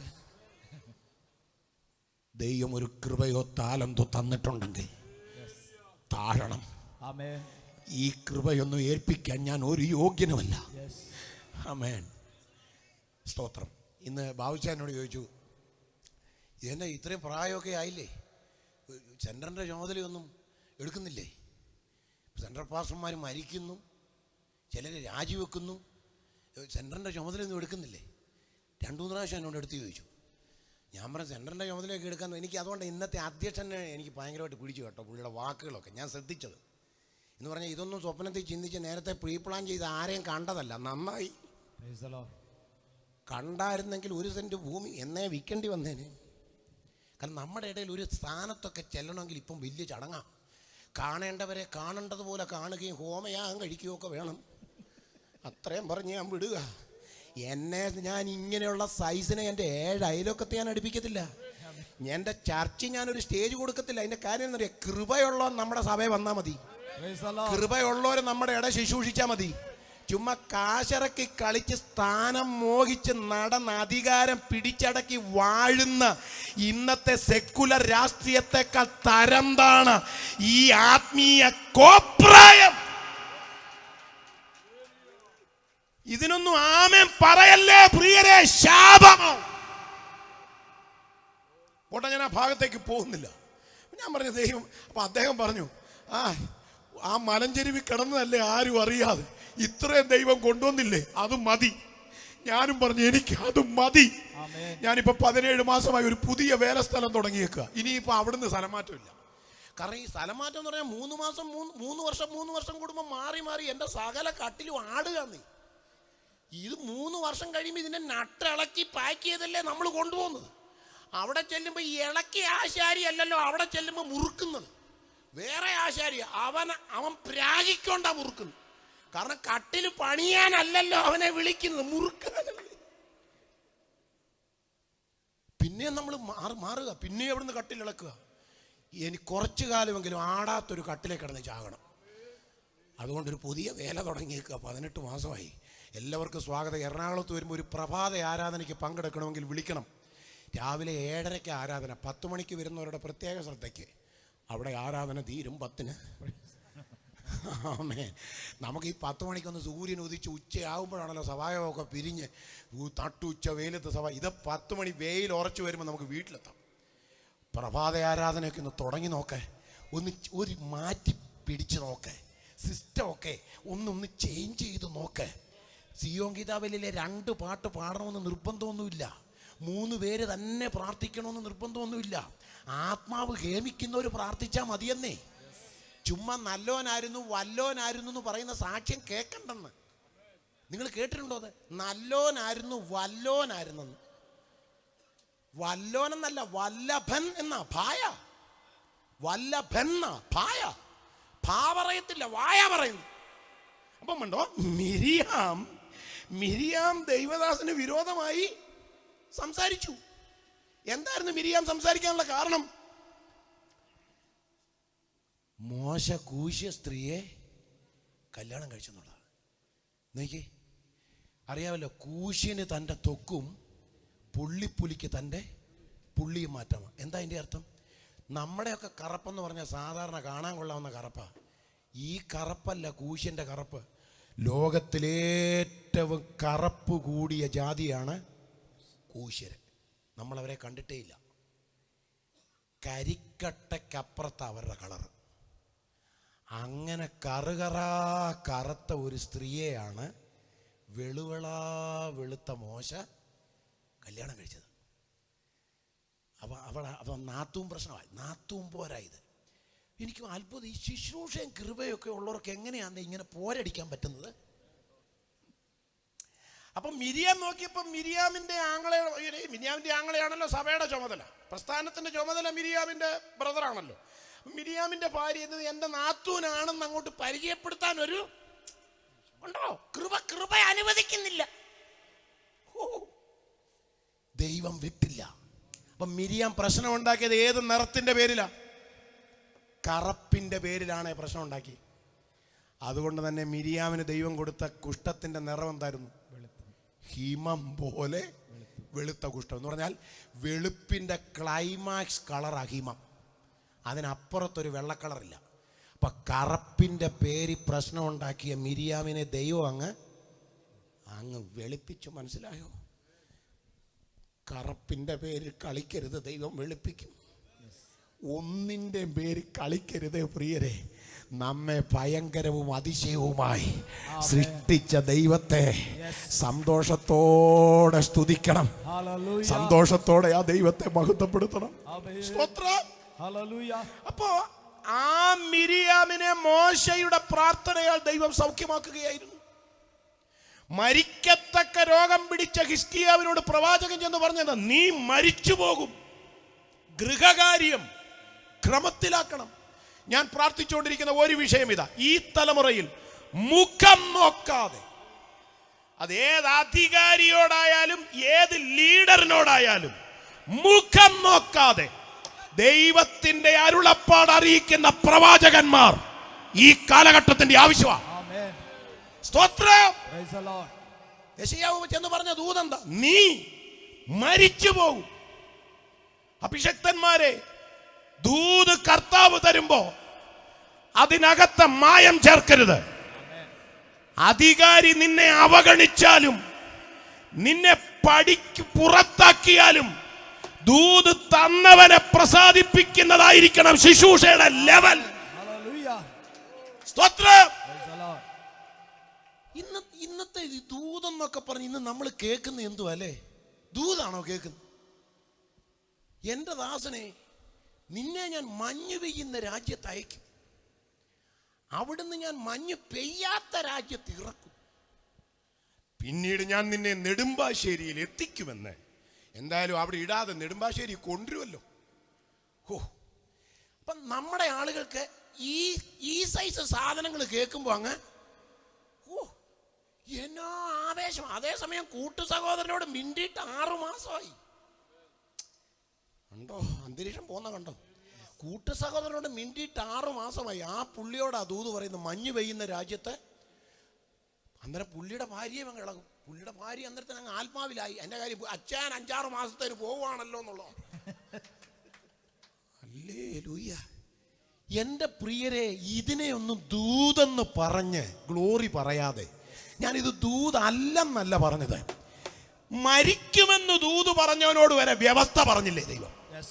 മരിച്ചു പോകുമെന്ന് മാത്രമല്ല പറഞ്ഞ്, മരിക്കുന്നത് കൊള്ളാം, ഗൃഹകാര്യം ക്രമത്തിലാക്കണം. പരിശുദ്ധാത്മാവിന്റെ ദൂതിന്റെ പ്രത്യേകത അതാ. ഒരു നന്മയുടെ ദൂത് പറഞ്ഞാൽ അവിടെ ഒരു ക്രമീകരണത്തിന്റെ ദൂതും കാണും. ഇന്ന് രാത്രി വ്യവസ്ഥകളോട് പുറംതിരിഞ്ഞ് നടക്കുന്ന ചിലരെ ദൈവാത്മാവ് കാണുന്നുണ്ട്. എന്നിട്ട് നീ ദൂതിന്റെ പുറകെ പോകരുത്, ആദ്യം വ്യവസ്ഥ പാലിക്ക്. മുഴങ്കാലിൽ ഇരിക്കുമ്പോൾ ദൈവം തരുന്ന ദൂത് മുഖം നോക്കാതെ പറയാനുള്ള ഒരു പ്രത്യേക കൃപയ്ക്കായി ഈ ദിവസങ്ങളിൽ കൃപാവര ശുശ്രൂഷ ചെയ്യുന്നവർ പ്രാർത്ഥിക്കട്ടെ.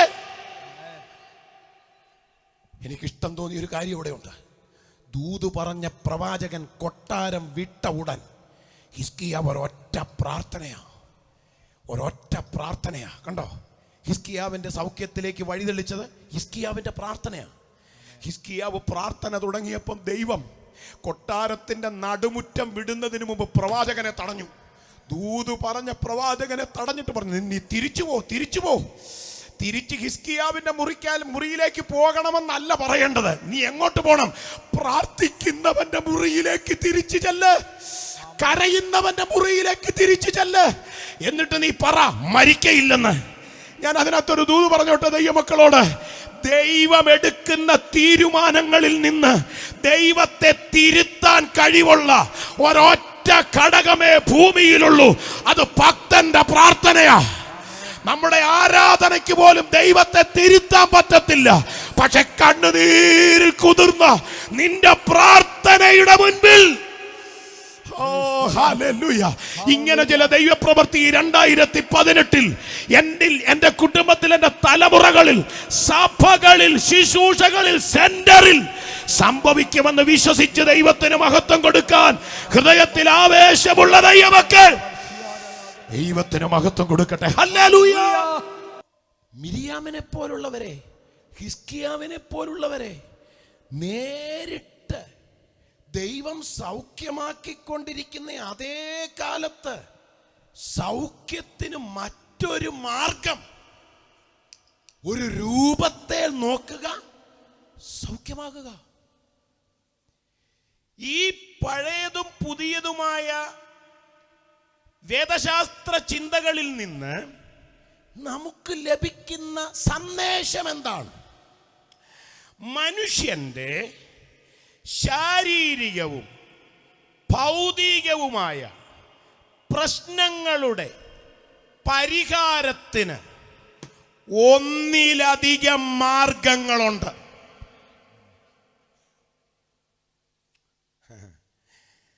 എല്ലാവർക്കും ആമേൻ പറയാൻ പറ്റില്ലെന്ന് എനിക്ക് മനസ്സിലായി. ഞാൻ ആ പറഞ്ഞ വാചകം നിങ്ങളുടെ മനസ്സിൽ സൂക്ഷിക്കണം.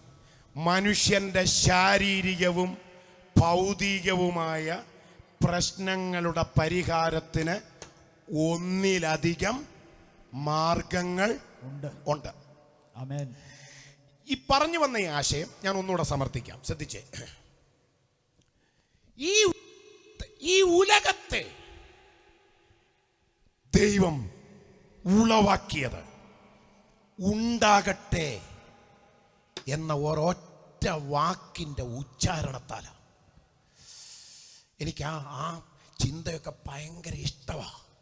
എൻ്റെ കർത്താവ് ഒരൊറ്റ വാക്ക് കൽപ്പിച്ചാൽ പിന്നെ അവിടെ ശൂന്യതയ്ക്ക് സ്ഥാനമില്ല. കേട്ടോ, ശൂന്യത നികത്താൻ കഴിവുള്ളവൻ ഒരു വാക്ക് പറഞ്ഞ പോലെ ഇന്ന് രാത്രി നിന്റെ പ്രശ്നം എത്ര മല പോലെ വലുതാണെങ്കിലും അവൻ ഒരു വാക്ക് കൽപ്പിച്ച പോരെ പ്രിയരെ. ഞാൻ വിടുന്നു, എനിക്ക് ആ ഭാഗത്ത് ഞാൻ നിൽക്കുന്നില്ല. അപ്പോ ഈ പ്രപഞ്ചത്തെ, ഈ ഉലകത്തെ ഉളവാക്കിയത് ഉണ്ടാകട്ടെ എന്ന ഉച്ചാരണത്താലാണ്.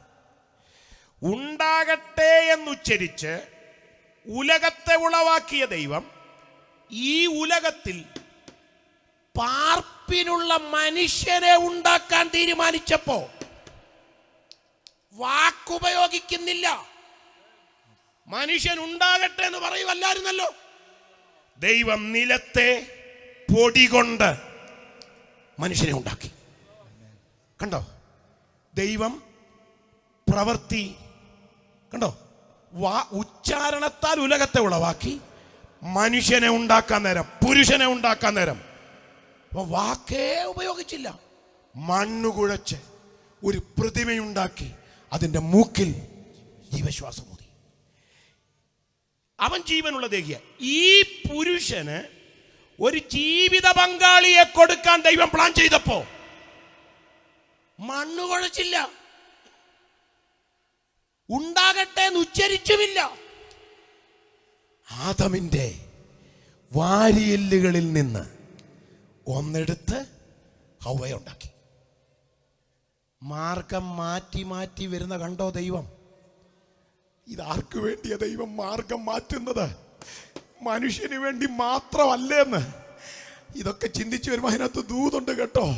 ആമേ, ഞാൻ ഇന്ന് രാവിലെ പ്രാർത്ഥിക്കുമ്പോൾ എന്നോട് ദൈവം പറഞ്ഞൊരു ദൂതുണ്ട്. കഴിഞ്ഞ 2017 നിന്നെ മാനിക്കാൻ ഞാൻ സ്വീകരിച്ച മാർഗമല്ല ഈ 2018 നിന്നെ മാനിക്കാൻ ഞാൻ സ്വീകരിക്കാൻ പോകുന്നത്. ആ ദൂതിനൊക്കെ വേദവചനത്തിൽ ആധാരമുണ്ട് ദൈവമക്കളെ. അതുകൊണ്ട് ആഴമായി വിശ്വസിക്കുന്നതിന് ഒരു തടസ്സവും വേണ്ട.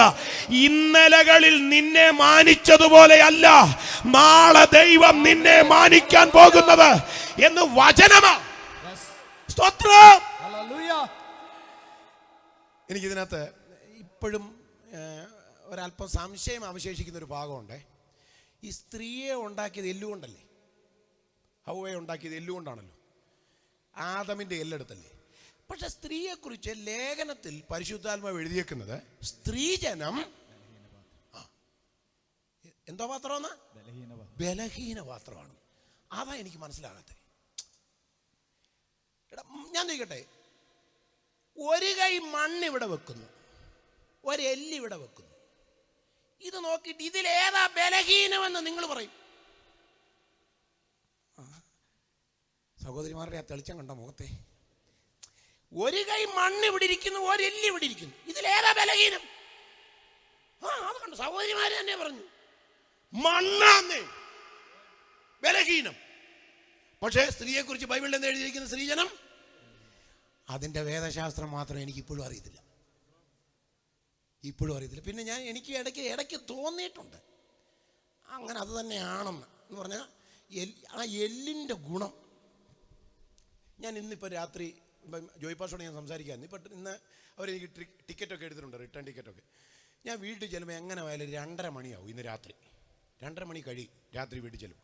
അപ്പോൾ ഈ കണ്ടമാനം ഇതുപോലുള്ള ചൂട് ലൈറ്റിൻ്റെ മുമ്പിലല്ല നിൽക്കുന്നത്. ഒരു 1.5 മണിക്കൂർ ഇതുപോലെ ചൂട് ലൈറ്റിൻ്റെ മുമ്പിൽ നിന്ന് നോക്കണം. വിവരം അറിയും.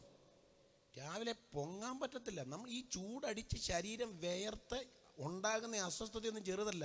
കുശുമ്പില്ലാത്ത ദൈവമക്കളുടെയൊക്കെ പ്രാർത്ഥന കൊണ്ട് നിന്നു പോവുക. അയ്യോ, ചെറിയ കളിയാണോ ഇത്? അപ്പം നമ്മൾ ചെന്ന പാടെ വെള്ളം കുടിക്കും, ഒരുപാട് വെള്ളം കുടിക്കും. വെള്ളമൊക്കെ കുടിച്ച് ക്ഷീണമൊക്കെ മാറ്റി ഒന്ന് കിടക്കും. പകുതി മയക്കമാകുമ്പോൾ പിന്നെയും ദാഹമാണ്. നമുക്ക് ഈ കൽപ്പിക്കാനേ അറിയത്തുള്ളൂ. നമ്മൾ അവിടെ കിടന്നുകൊണ്ട് കൽപ്പിക്കും, ഹലോ ഇച്ചിരി വെള്ളം വേണമല്ലോ. സത്യം പറഞ്ഞാൽ പോയി എഴുന്നേറ്റ് കുടിച്ചാൽ മതി. അവരെ നമ്മൾ ഇനിയും വിളിച്ചുണർത്താതിരിക്കുന്നതാണ് നല്ലത്. കാരണം രാവിലെ തുടങ്ങിയ അധ്വാനമല്ലേ, എന്ത് കഷ്ടപ്പാടാ. എന്നാലും നമ്മൾ ഈ കൽപ്പിക്കും, ഇച്ചിരി വെള്ളം വേണമല്ലോ. നമ്മൾ കൽപ്പിക്കുക എന്നുള്ളത് അത് നമ്മുടെ ഒരു പ്രത്യേക വ്യാപാരമാണ്. വെള്ളം അടുത്തുണ്ടെങ്കിൽ എടുത്തു കുടിക്കത്തില്ല, കൽപ്പിക്കുക. ഈ വെള്ളം എടുക്കാൻ വേണ്ടി മേഴ്സി പോകുന്നുണ്ട്. എൻ്റെ വൈഫ് എന്തോ പറയുന്നുണ്ട്. അതെന്താ പറയുന്നതെന്ന് ഇത്രയും കാലമായിട്ട് ഞാൻ ചോദിച്ചിട്ടില്ല. എനിക്കതൊട്ട് തിരിഞ്ഞിട്ടുമില്ല. ഞാനത് ചോദിക്കാൻ നിൽക്കാത്തത് വെള്ളം കൂടി മുട്ടുണ്ടല്ലോ എന്ന് കരുതിയ. ഞാൻ എൻ്റെ ഒരു അനുഭവം പറഞ്ഞെന്നുള്ളതേ ഉള്ളൂ. പിന്നെ വൈഫിനെ കാണുമ്പോൾ ഇങ്ങനെയൊന്നും പരസ്യമായിട്ട് പറഞ്ഞെന്നൊന്നും പറഞ്ഞുകളയല്ല പുള്ളിക്കാരിയോട്. കുടുംബകലം ഉണ്ടാക്കരുത്. ഞാൻ പറഞ്ഞു വന്നത്, ഇവർക്ക് ഇനി എന്നൊക്കെ പറഞ്ഞെന്ന് പറഞ്ഞാലും ഇടപെടലുകളിൽ ആ എല്ലിൻ്റെ ഒരു വ്യാപാരം ഹല്ലേലൂയ ഉണ്ട്. അതുകൊണ്ടാണ് ലേഖനത്തിൽ ഇരിക്കുന്നത്, ഇവരോടുകൂടെ എങ്ങനെ വസിച്ചോണം? വിവേകത്തോടുകൂടെ ഭാര്യമാരോടുകൂടെ വസിക്കണം. ഞങ്ങളെ പഠിപ്പിച്ച ഒരു സാറ് പറഞ്ഞ് ഞാനിപ്പോഴും ഓർക്കുന്നുണ്ട്.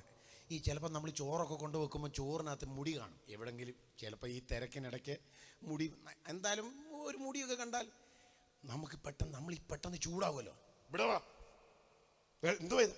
സത്യത്തിൽ അങ്ങനെയൊന്നും പറയരുത്. ഞങ്ങളെ പഠിപ്പിച്ച സാറ് പറഞ്ഞു, ചോറിനകത്ത് മുടി കണ്ടാൽ അവരെ വിളിക്കണം, ഇനി വന്നേ മുടി ഇങ്ങനെ എടുത്തിട്ട് ഇത്രയും കാലം നീ എൻ്റെ കൂടെ ജീവിച്ചിട്ടും നിൻ്റെ മുടിക്ക് ഇത്രയും ഭംഗിയുണ്ടെന്നുള്ളത് എനിക്ക് ഇന്നാ മനസ്സിലായി എന്ന് പറയണമെന്ന്.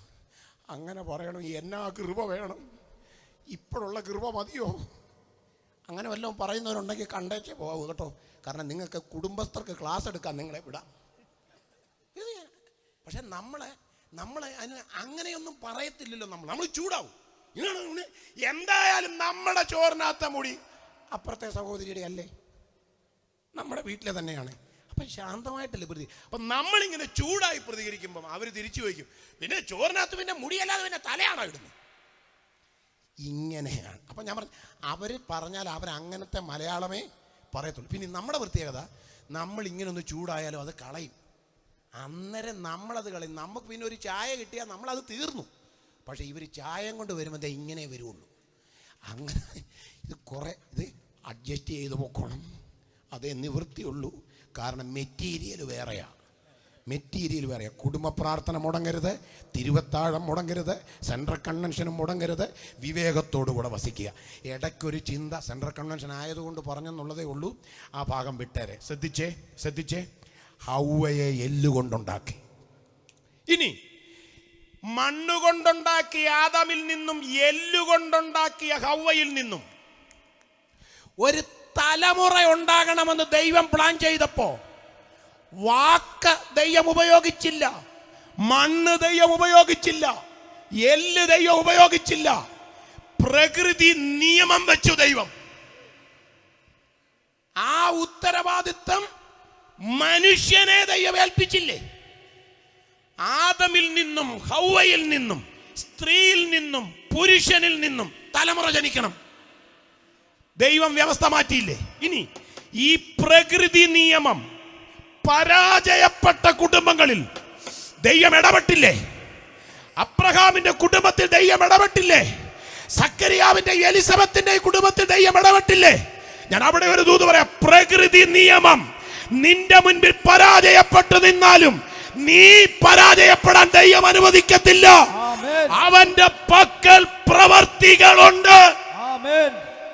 സ്തോത്രം.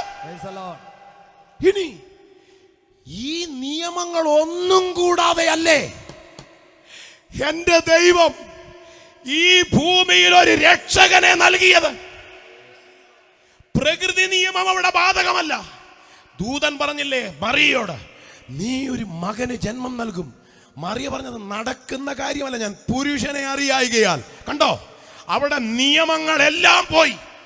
ഒരു നിലവിലുള്ള ഒരു നിയമം അവിടെ ഇല്ല. വാക്കുച്ചരിക്കുന്നില്ല, മണ്ണെടുക്കുന്നില്ല, എല്ലെടുക്കുന്നില്ല, പ്രകൃതി നിയമത്തിൽ ആശ്രയിക്കുന്നില്ല, ദൈവം കുടുംബജീവിതത്തിൽ ഇടപെടുന്നില്ല. എന്താ ദൂതൻ പറഞ്ഞ മറുപടി? എനിക്കിഷ്ടമാണ്. ഇവിടെ ഞാൻ ഒരു വ്യത്യസ്ത മാർഗമാ രക്ഷകനെ ഉലകത്തിൽ കൊണ്ടുവരാൻ ഉപയോഗിക്കുന്നത്. അത് അത്യുന്നതന്റെ ശക്തി നിന്റെ മേൽ നിഴലിടും. ഓ ഹല്ലേലൂയ. ഒരു കാര്യം എനിക്ക് ഉറപ്പാ, അത്യുന്നതന്റെ ശക്തി വ്യാപരിക്കുന്നിടത്ത് അസാധ്യങ്ങൾ സാധ്യമാവും. വിശ്വസിക്കാൻ പറ്റുമോ? വിശ്വസിക്കാൻ പറ്റുമോ? അസാധ്യങ്ങളെ സാധിപ്പിക്കുന്ന ദൈവശക്തിയുടെ വ്യാപാരം ഇന്ന് രാത്രി പന്തലിൽ അനുഭവപ്പെടുന്നുണ്ട് കേട്ടോ. വാ തുറന്നോ ഈ ദൂതിന്റെ മുൻപിൽ. ഞാനൊരു കാര്യം പറയട്ടെ. 12 വർഷം രക്തസ്രവക്കാരിയായിരുന്ന സ്ത്രീ സൗഖ്യമായതിനെ കുറിച്ച് യേശു പറഞ്ഞത് എന്താ?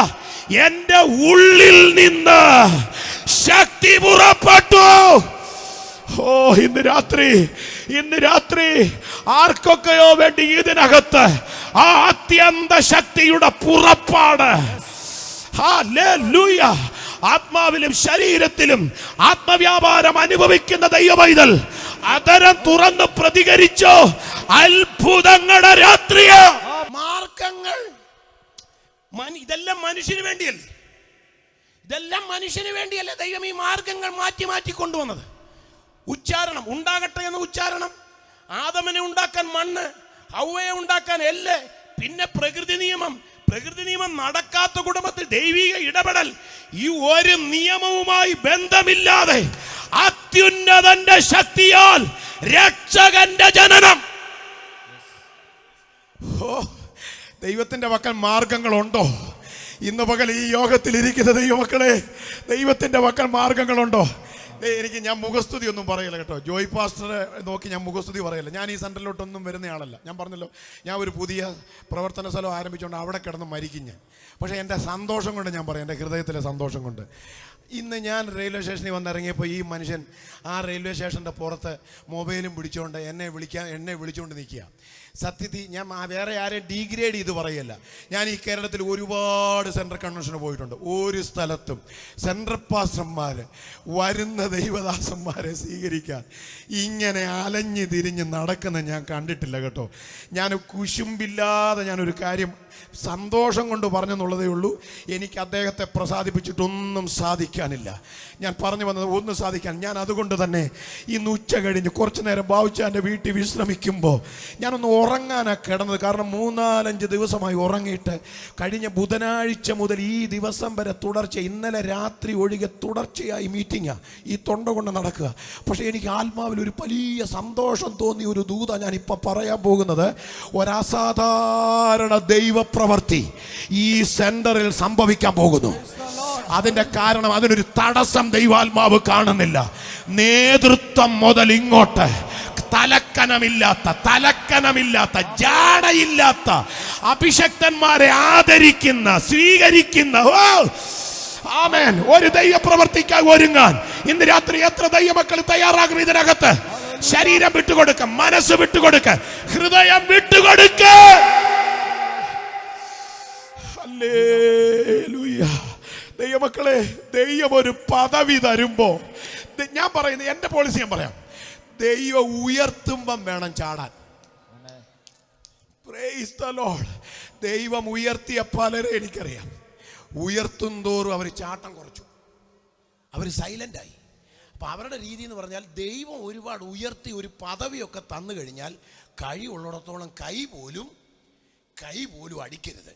കസേരക്കാലെ പിടിച്ചോണ്ട് ഇങ്ങനെ ഗുരു ഇരിക്കുന്ന പോലെ ഇരിക്കുക. സത്യത്തിൽ ഇതിനെയൊക്കെ എന്തിനു കൊണ്ട് ഇരുത്തുക? എൻ്റെ സംശയം കൊണ്ട് ചോദിക്കുക, എന്തിന് ഇരുത്തുക? അപ്പം ചിലരുടെ രീതി പറഞ്ഞാൽ പദവിയൊക്കെ ആയിക്കഴിഞ്ഞാൽ പിന്നെ അനങ്ങരുതെന്ന്. അത് പദവിയുടെ ലക്ഷണം, അഹങ്കാരവാത്. താഴ്ചയിൽ നമ്മെ ഓർത്ത ദൈവത്തെ. ഹല്ലേലൂയ. എനിക്ക് ആത്മാവിൽ ശുശ്രൂഷിക്കാനുള്ളൊരു സ്വാതന്ത്ര്യം ഈ പന്തലിനകത്ത് എനിക്ക് ആത്മാവിൽ അനുഭവിക്കുന്നതുകൊണ്ട് ഞാൻ തുറന്നു പറയുക. ഞാൻ ചോദിക്കട്ടെ, ദാവീദ് പദവിയില്ലാത്ത ആളാണോ? നമുക്കൊക്കെയുള്ള പദവിയായിരുന്നോ ദാവീദിന്റെ പദവി? ഇസ്രായേലിന്റെ രാജാവാ. പക്ഷെ പെട്ടകം കണ്ടാൽ കക്ഷി ചാടും. പെട്ടകം കണ്ടാൽ ദാവീദ് ചാടും, അറിയാതെ കാലിളകും. കാരണം ഒരിടയനെ രാജാവാക്കിയ ദൈവകൃപ. ഓ ഹല്ലേലൂയ, ഹല്ലേലൂയ. ചിലരോട് ദൈവാത്മാവ് ഇടപെടുകയാ. നിനക്ക് സ്വപ്നത്തിൽ ചിന്തിക്കാൻ പറ്റാത്ത ലെവലിലേക്ക് ദൈവം നിന്നെ കൊണ്ടുവരും. ഇപ്പൊ നീ ഞരങ്ങുന്ന വിഷയത്തിനൊരു പരിഹാരമുണ്ട്. ഇപ്പൊ നീ നീറുന്ന വിഷയത്തിനൊരു പരിഹാരമുണ്ട്. അത് നീ ചിന്തിക്കുന്നത് പോലെയല്ല. അതിന്റെ പരിഹാരത്തിന് ദൈവം മറ്റൊരു മാർഗം കണ്ടിട്ടുണ്ട്. കർത്താവിന് മഹത്വം കൊടുക്കാൻ പറ്റുമോ? പുതിയ മാർഗങ്ങൾ ആവിഷ്കരിച്ച് നമ്മെ ആദരിക്കുന്ന ദൈവത്തിന് മഹത്വം. ഓ ഹല്ലേലൂയ, ഹല്ലേലൂയ. ദൈവമക്കൾക്ക് മനസ്സുകൊണ്ടും ശരീരം കൊണ്ടും നിയന്ത്രിക്കാൻ പറ്റാത്ത ഒരു ആത്മീയ അന്തരീക്ഷത്തിലേക്ക് നമ്മുടെ സെന്റർ കൺവെൻഷനെ ദൈവം നടത്താൻ പോവാ കേട്ടോ. യെസ്, ഇപ്പോൾ ഈ ആരാധന ഇവിടെ നടന്നുകൊണ്ടിരിക്കുമ്പോൾ തന്നെ ഇതിനകത്ത് രോഗശാന്തികൾ നടക്കട്ടെ, അത്ഭുത വിടുതലുകൾ. ഞാൻ ദാവീദിനെ കുറിച്ച് ഇവിടെ പറഞ്ഞിട്ടുണ്ടെന്ന് എനിക്കറിയത്തില്ല.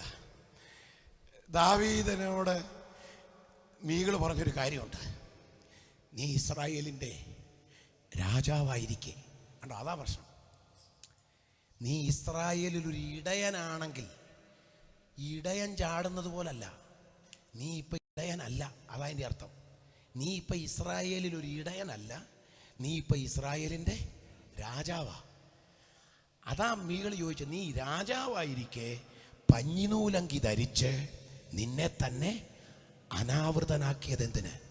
അപ്പം മീകളിസം എന്ന് പറഞ്ഞാൽ എന്താന്ന് മനസ്സിലായോ? ഒരു പദവിയിലേക്ക് വന്നു കഴിഞ്ഞാൽ പിന്നെ കഴിവുള്ളിടത്തോളം അനങ്ങരുത്. അതാണ് അന്തസ്. അതാണ് മീകളിസം എന്ന് പറഞ്ഞാൽ. ആ ഇസത്തിന് പഠിക്കുന്നവർ നമ്മുടെ ഇടയിലുണ്ട്. പിന്നെ നമുക്ക് പലരെയും കണ്ടാലറിയാം. ഞാൻ ശുശ്രൂഷിക്കുന്ന ചർച്ചിൽ അങ്ങനെ ഒരു ക്ലാസ് ഇല്ല. ചാടാൻ മനസ്സില്ലാത്തവൻ വീട്ടിൽ കിടന്നോളാൻ പറഞ്ഞിട്ടുണ്ട്. ഞാൻ ചോദിക്കട്ടെ, ആത്മശക്തി അളവില്ലാതെ ഒരു മൺകൂടാരത്തിൽ വന്നാൽ ആരനങ്ങാതിരിക്കുമെന്നാണ് പറയുന്നത്? എനിക്ക് മനസ്സിലാകാത്ത ചോദ്യം ഞാൻ ചോദിക്കുക, ആരനങ്ങാതിരിക്കുമെന്നാണ് പറയുന്നത്? സങ്കീർത്തനക്കാരൻ ഒരു ചോദ്യം ചോദിച്ചില്ലേ, കുന്നുകളെ നിങ്ങൾ കുഞ്ഞാടുകളെ പോലെയും പർവ്വതങ്ങളെ നിങ്ങൾ മുട്ടാടുകളെ പോലെയും തുള്ളുന്നതെന്ത്? പർവ്വതത്തോട് സങ്കീർത്തനക്കാരൻ ചോദിക്കുക, എന്നാ തുള്ളുന്നെന്ന്? പർവ്വതമേ നീ എന്താ തുള്ളുന്നത് മുട്ടാടിനെ പോലെ?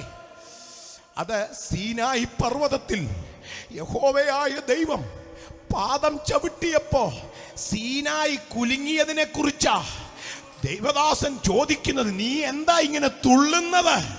സീനായി എന്താ പറയും? ഉണ്ടാകട്ടെ എന്ന ഉച്ചാരണത്താൽ ഞങ്ങളെ ഉളവാക്കിയവന്റെ പാദങ്ങൾ ഞങ്ങളുടെ മേൽ സ്പർശിച്ചപ്പോ അനങ്ങാതിരിക്കാൻ കഴിഞ്ഞില്ല ബ്രദറേ. ഓ ഹല്ലേലൂയ, ഹല്ലേലൂയ. രക്ഷകന്റെ കരസ്പർശനവും പാദസ്പർശനവും അനുഭവിച്ച വിശുദ്ധന്മാരാണ് ഇതിനകത്തിരിക്കുന്നതെങ്കിൽ അവർക്കാർക്കും അനങ്ങാതിരിക്കാൻ കഴിയില്ല. സത്യത്തിൽ തിരുവെഴുത്തിൽ നമ്മൾ കാണുന്നില്ലെങ്കിലും ദാവീദ് പറഞ്ഞൊരു മറുപടി ഉണ്ട് അതിന്, അല്ലേ? മനസ്സിൽ ദാവീദിന് പറയാനുള്ളൊരു മറുപടി മനസ്സിലുണ്ട്. എന്താ മറുപടി? കുഞ്ഞേ, മീകളെ, നിനക്കറിയില്ല, നീ ഇപ്പോഴല്ലേ എൻ്റെ ഭാര്യയായത്, നിനക്കറിയില്ല. പതിറ്റാണ്ടുകൾക്ക് മുൻപ് കരകവിഞ്ഞൊഴുകിയ യോർദാന്റെ മുൻപിൽ പകച്ചു നിന്ന ഒരു കാലം എൻ്റെ പിതാക്കന്മാർക്കുണ്ട്. എങ്ങനെ മുമ്പോട്ട് പോകണമെന്നറിയാതെ പകച്ചു നിന്ന ഒരു കാലം എൻ്റെ പിതാക്കന്മാർക്കുണ്ട്. ആ യോർദാനിൽ വഴി തുറന്നത് എങ്ങനെയാണെന്ന് നിനക്കറിയാവോ? പുരോഹിതൻ്റെ പാദമല്ല യോർദാനിൽ വഴി തുറന്നത്, പുരോഹിതൻ്റെ ചുമലിലിരുന്ന പെട്ടകമാ. പുരോഹിതന്റെ ചുമലിലിരുന്ന പെട്ടകമാ യോർദാനിൽ വഴി തുറന്നത്. സത്യത്തിൽ ദാവീദ് ചാടിപ്പോയത് ഇത് ഓർത്തപ്പോഴാ. എൻ്റെ പിതാക്കന്മാർക്ക് വേണ്ടി വഴി തുറന്ന പെട്ടകം എൻ്റെ മുമ്പിൽ ഇതാ എന്ന് കണ്ടപ്പോ അറിയാതെ കാലളകിപ്പോയി. ഇതാ ഭക്തന്റെ ആരാധനയുടെ പ്രേരക ഘടകം. വഴി തുറന്നവന്റെ സാന്നിധ്യം നിന്റെ മുൻപിൽ നിറഞ്ഞു നിൽക്കുമ്പോ, ഇറങ്ങി നിൽക്കുമ്പോ എങ്ങനെ മൗനമായിരിക്കുമെന്നാ പറയുന്നേ? എങ്ങനെ അനങ്ങാതിരിക്കുമെന്നാ പറയുന്നേ? അതര തുറന്നേ. ദൈവമക്കളെ, ആർപ്പിനകത്ത് ശക്തി ഉണ്ടോ? ഓ ഹല്ലേലൂയ. മുമ്പോട്ട് പോകാൻ അനുവദിക്കാതെ തല ഉയർത്തി തടസ്സമായി നിന്ന യെരിഹോ മതിൽ എങ്ങനെ തകർന്നത്? ജനം ഒരായുധവും ഉപയോഗിച്ചില്ല. ആർപ്പിടേണ്ടതിന് ജനം അധരം തുറന്നപ്പോ മതിൽ തകർന്നല്ലേ ചരിത്രം. അങ്ങനെയെങ്കിൽ ആർപ്പിടുന്ന ജനത്തിന്റെ മുൻപിൽ തകരാത്ത മതിലുകൾ ഇല്ല. ഓ ഹല്ലേലൂയ.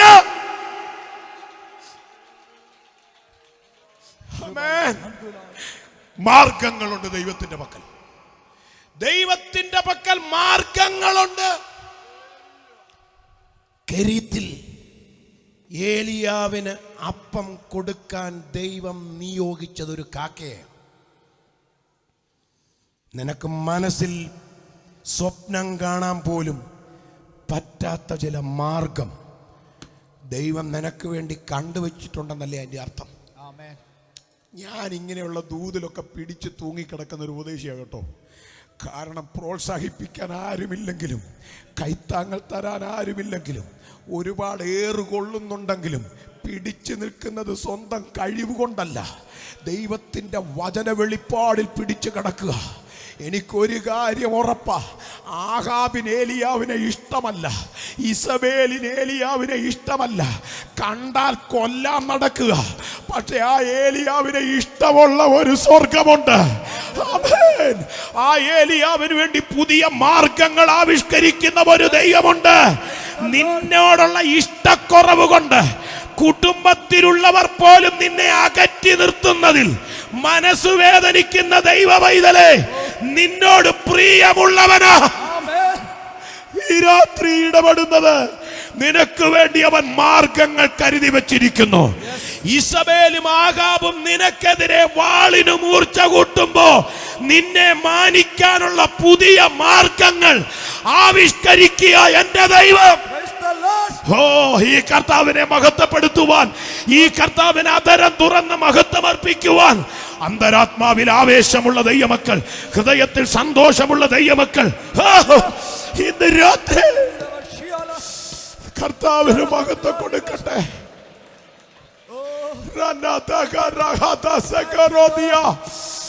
അസാധാരണ ദൈവശക്തി ഈ ദേശത്ത് വ്യാപരിക്കുന്നുണ്ട് കേട്ടോ. ഇപ്രാവശ്യത്തെ സെന്റർ കൺവെൻഷൻ പരിശുദ്ധാത്മ പകർച്ചയുടെ കൺവെൻഷനാ.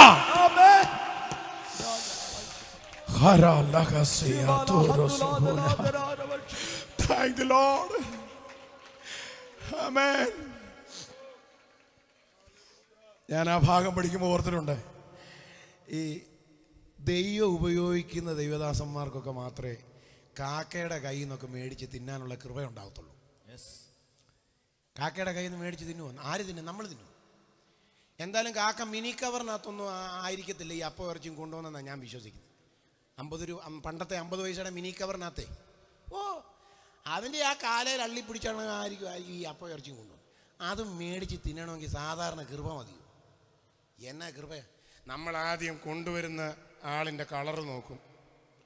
പുള്ളി ഏതാ ഫാമിലി? ഇന്ത്യയിലാണല്ലോ ജനനം. അന്നേ ഫാമിലി ഏതാന്ന് ചോദിക്കണ്ട, നമ്മളെല്ലാം ജാതികളാണ്. അതാദ്യം അങ്ങ് വിശ്വസിക്കുക. ചിലരിങ്ങനെ വെളുത്തിരിക്കുന്ന എന്നാന്ന് ചോദിച്ചാൽ വെയിൽ കൊള്ളാത്തടത്തെങ്ങാണ്ട് ജനിച്ചെന്നുള്ളതേ ഉള്ളൂ, അല്ലാതെ വേറെ അതിനകത്തൊരു കാര്യമില്ല. മറ്റേന്ന് പറഞ്ഞാൽ എവിടെയോ വെയിലത്ത് എരിപൊരിയുന്ന വെയിലത്ത് എങ്ങാണ്ട് കിടന്നുണ്ടായി, അത്രേ ഉള്ളൂ. ഇന്ത്യ ചരിത്രം പഠിച്ചാൽ ആര്യ ദ്രാവിഡ സംസ്കാരമല്ലേ ഭാരതത്തിന്? അതല്ലേ ഇന്ത്യൻ ഹിസ്റ്ററിയിൽ എഴുതിയിരിക്കുന്നത്. നമ്മുടെയൊക്കെ പൂർവികരാരായിരുന്നെന്നാ ഇന്ത്യ ചരിത്രം? ആര്യന്മാരും ദ്രാവിഡരുമായിരുന്നു. കണ്ടോ അന്തരീക്ഷം പോയി? കണ്ടോ? ചില പറയുന്നത് ഞങ്ങളുടെ ഫാമിലി എന്ന് പറഞ്ഞാൽ പാസ്റ്റർക്ക് അറിയാമായിരിക്കും. എനിക്ക് നന്നായിട്ട് അറിയാം. പിന്നെ ഞാൻ PDCക്ക് 6 മാസമേ പോയുള്ളെങ്കിലും 3rd ഗ്രൂപ്പ് എടുത്താണ് പഠിച്ചത്. 3rd ഗ്രൂപ്പ് എടുത്ത് പഠിച്ചവർക്കറിയാം അല്ലേ? ഇന്ത്യൻ ഹിസ്റ്ററിയുടെ essay പഠിച്ച് മുടിയും നമ്മൾ. essayയുടെ ബഹളമാണ്. India is A developed country എന്ന് പറഞ്ഞ് തുടങ്ങുന്ന essay ഉണ്ട്. ഇതൊക്കെ വായിച്ചു വന്നപ്പോഴേ എനിക്ക് മനസ്സിലായത്, ഇന്ത്യയിൽ ഇവിടെ നമുക്ക് ഇവിടുത്തെ തോമാച്ചനും ലീലാമ്മയ്ക്കും കുഞ്ഞമ്മയ്ക്കും സാബുവിനും ഒന്നും ഒരു പാരമ്പര്യവും പറയാനുള്ള റൈറ്റില്ല. അല്ലെങ്കിൽ ഒരു ആവശ്യതയുണ്ട്. സ്വോത്രം. കാരണം നമ്മുടെ ഫാമിലിയെക്കുറിച്ച് പറയുമ്പോൾ ചിലർക്ക് അങ്ങ് തിളയ്ക്കുക. ഞാൻ ചോദിക്കട്ടെ, ഞാൻ എവിടെയോ പറഞ്ഞിട്ടുണ്ട്, നമ്മുടെ 25 അപ്പന്മാരുടെ പുറകിലുള്ള അപ്പൻ്റെ പേരെന്തോന്നറിയാം? ആരെങ്കിലും ഇവിടെ ഇരിപ്പുണ്ടോ? 25. എന്തായാലും 25 അപ്പൻ്റെ പുറകിലൊരു അപ്പനുണ്ട്. അതുകൊണ്ടാണല്ലോ ഇവിടെ ഇങ്ങനെ ഒരു അപ്പൻ നിൽക്കുന്നത്. ഇതിപ്പോൾ 2018 അല്ലേ? ഇത് 2018 അല്ലേ? 25 അപ്പനല്ല, എത്രയോ അപ്പന്മാർ കിടക്കുന്നു. ഞാൻ കുറഞ്ഞൊരു കണക്ക് പറഞ്ഞതാണ്. 25 അപ്പൻ്റെ പുറകിലുള്ള ഒരു അപ്പൻ്റെ പേര് പറയാമോ? പറയാൻ ധൈര്യമുള്ള ഒരു യോഗം കഴിയുമ്പോൾ കണ്ടേച്ച പോകാം. ആരും പറയത്തില്ലെന്ന് എനിക്കറിയാം. ഞാൻ പല വേദശാസ്ത്രികളോട് പ്രമുഖരോട് ചോദിച്ചിട്ടുണ്ട്, അറിയാമോ? ആർക്കും അറിയത്തില്ല. 4 5 അപ്പന്മാരുടെ പേരറിയാം കുടുംബചരിത്രം എഴുതുമ്പോൾ. മറ്റത്തുകാലയിൽ കുഞ്ഞവറായിയുടെ മകൻ, കുഞ്ഞൂട്ടിയുടെ മകൾ, ഏലിയാമ്മയുടെ മകൻ എന്നൊക്കെ പറഞ്ഞ് എഴുതും. 4 5 കാരണവന്മാരേ ഉള്ളൂ. അതിനെ ഈ ബാക്കി അപ്പന്മാരെ വിട്ടതെന്താ? കുടുംബചരിത്രം എഴുതിയപ്പോൾ ഈ പുറകിലുള്ള എല്ലാ അപ്പന്മാരുടെയും പേരെഴുതാതെ ചരിത്രം എഴുതി എന്തിനാ? വിവരമുള്ളവനാ കുടുംബചരിത്രം എഴുതിയത്. അവനറിയാം 25 അപ്പൻ്റെ പുറകിലോട്ട് പോയാൽ ഇപ്പോൾ ഉള്ള സകല വിലയും പോവും. ആര്യദ്രാവിഡ സംസ്കാരമുള്ള ഭാരതത്തിൽ 25 അപ്പൻ്റെ പുറകിലുള്ള പേര് തിരക്കി ചെല്ലുമ്പം ചിലപ്പം പുള്ളിയുടെ പേര് കിറുമ്പൻ എന്നായിരിക്കും. കിറുമ്പൻ. ആ കിറുമ്പൻ്റെ കൊച്ചുമക്കളാണ് ഈ സ്കറിയ എന്നൊക്കെ പറയുന്നത്.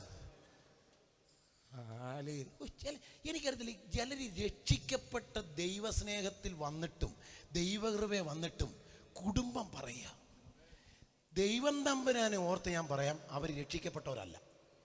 നമുക്കെങ്ങനെ ഈ കുടുംബം പറയാൻ പറ്റുന്നത്? അല്ല, അങ്ങനെ ഒരു വ്യാപാരം ബൈബിൾ പഠിച്ചാലുണ്ട്. ഈ പത്രോസിനെ കൊർന്നല്യോസിൻ്റെ വീട്ടിൽ കോട്ടേജ് മീറ്റിങ്ങിന് വിടാൻ ദൈവം പ്ലാൻ ചെയ്തപ്പം പത്രോസിന് നടത്തിപ്പില്ലായിരുന്നല്ലോ. കൊർന്നല്യോസിൻ്റെ വീട്ടിൽ പോകാൻ മാത്രം പത്രോസിന് നടത്തിപ്പില്ല. എന്നാ കാര്യം? കൊർന്നല്യോസ് പുറജാതിക്കാരനാ, പത്രോസ് യഹൂദനും. കണ്ടോ, തട്ടുപൊളിക്കുന്ന ശുശ്രൂഷയാ പത്രോസിൻ്റെ. പക്ഷെ വർഗീയത കളഞ്ഞിട്ടില്ല. ഗ്ലോറി പറഞ്ഞില്ലാരും. കാരണം അന്നത്തെ വർഗീയത അറിയാമല്ലോ. ശമര്യക്കാരിയോട് യേശു വെള്ളം ചോദിച്ചപ്പോൾ എന്താ പറഞ്ഞേ? നീ ഒരു യഹൂദനായിരിക്കെ എന്നോട് കുടിപ്പാൻ ചോദിച്ചത് എങ്ങനെ? കണ്ടോ അന്നത്തെ വർഗീയത കണ്ടോ? യേശു അപ്പം ശമരിയല. യേശു എന്തിനാ മനഃപൂർവ്വം ശമരിയെ കൂടെ പോയത്? എന്തിനാണെന്നറിയാവോ? അവൻ ഇരുപക്ഷത്തെയും ഒന്നാക്കാൻ വന്നവനാ. ആമേൻ. ഇരുപക്ഷത്തെയും ഒന്നാക്കാൻ വന്നവനാ.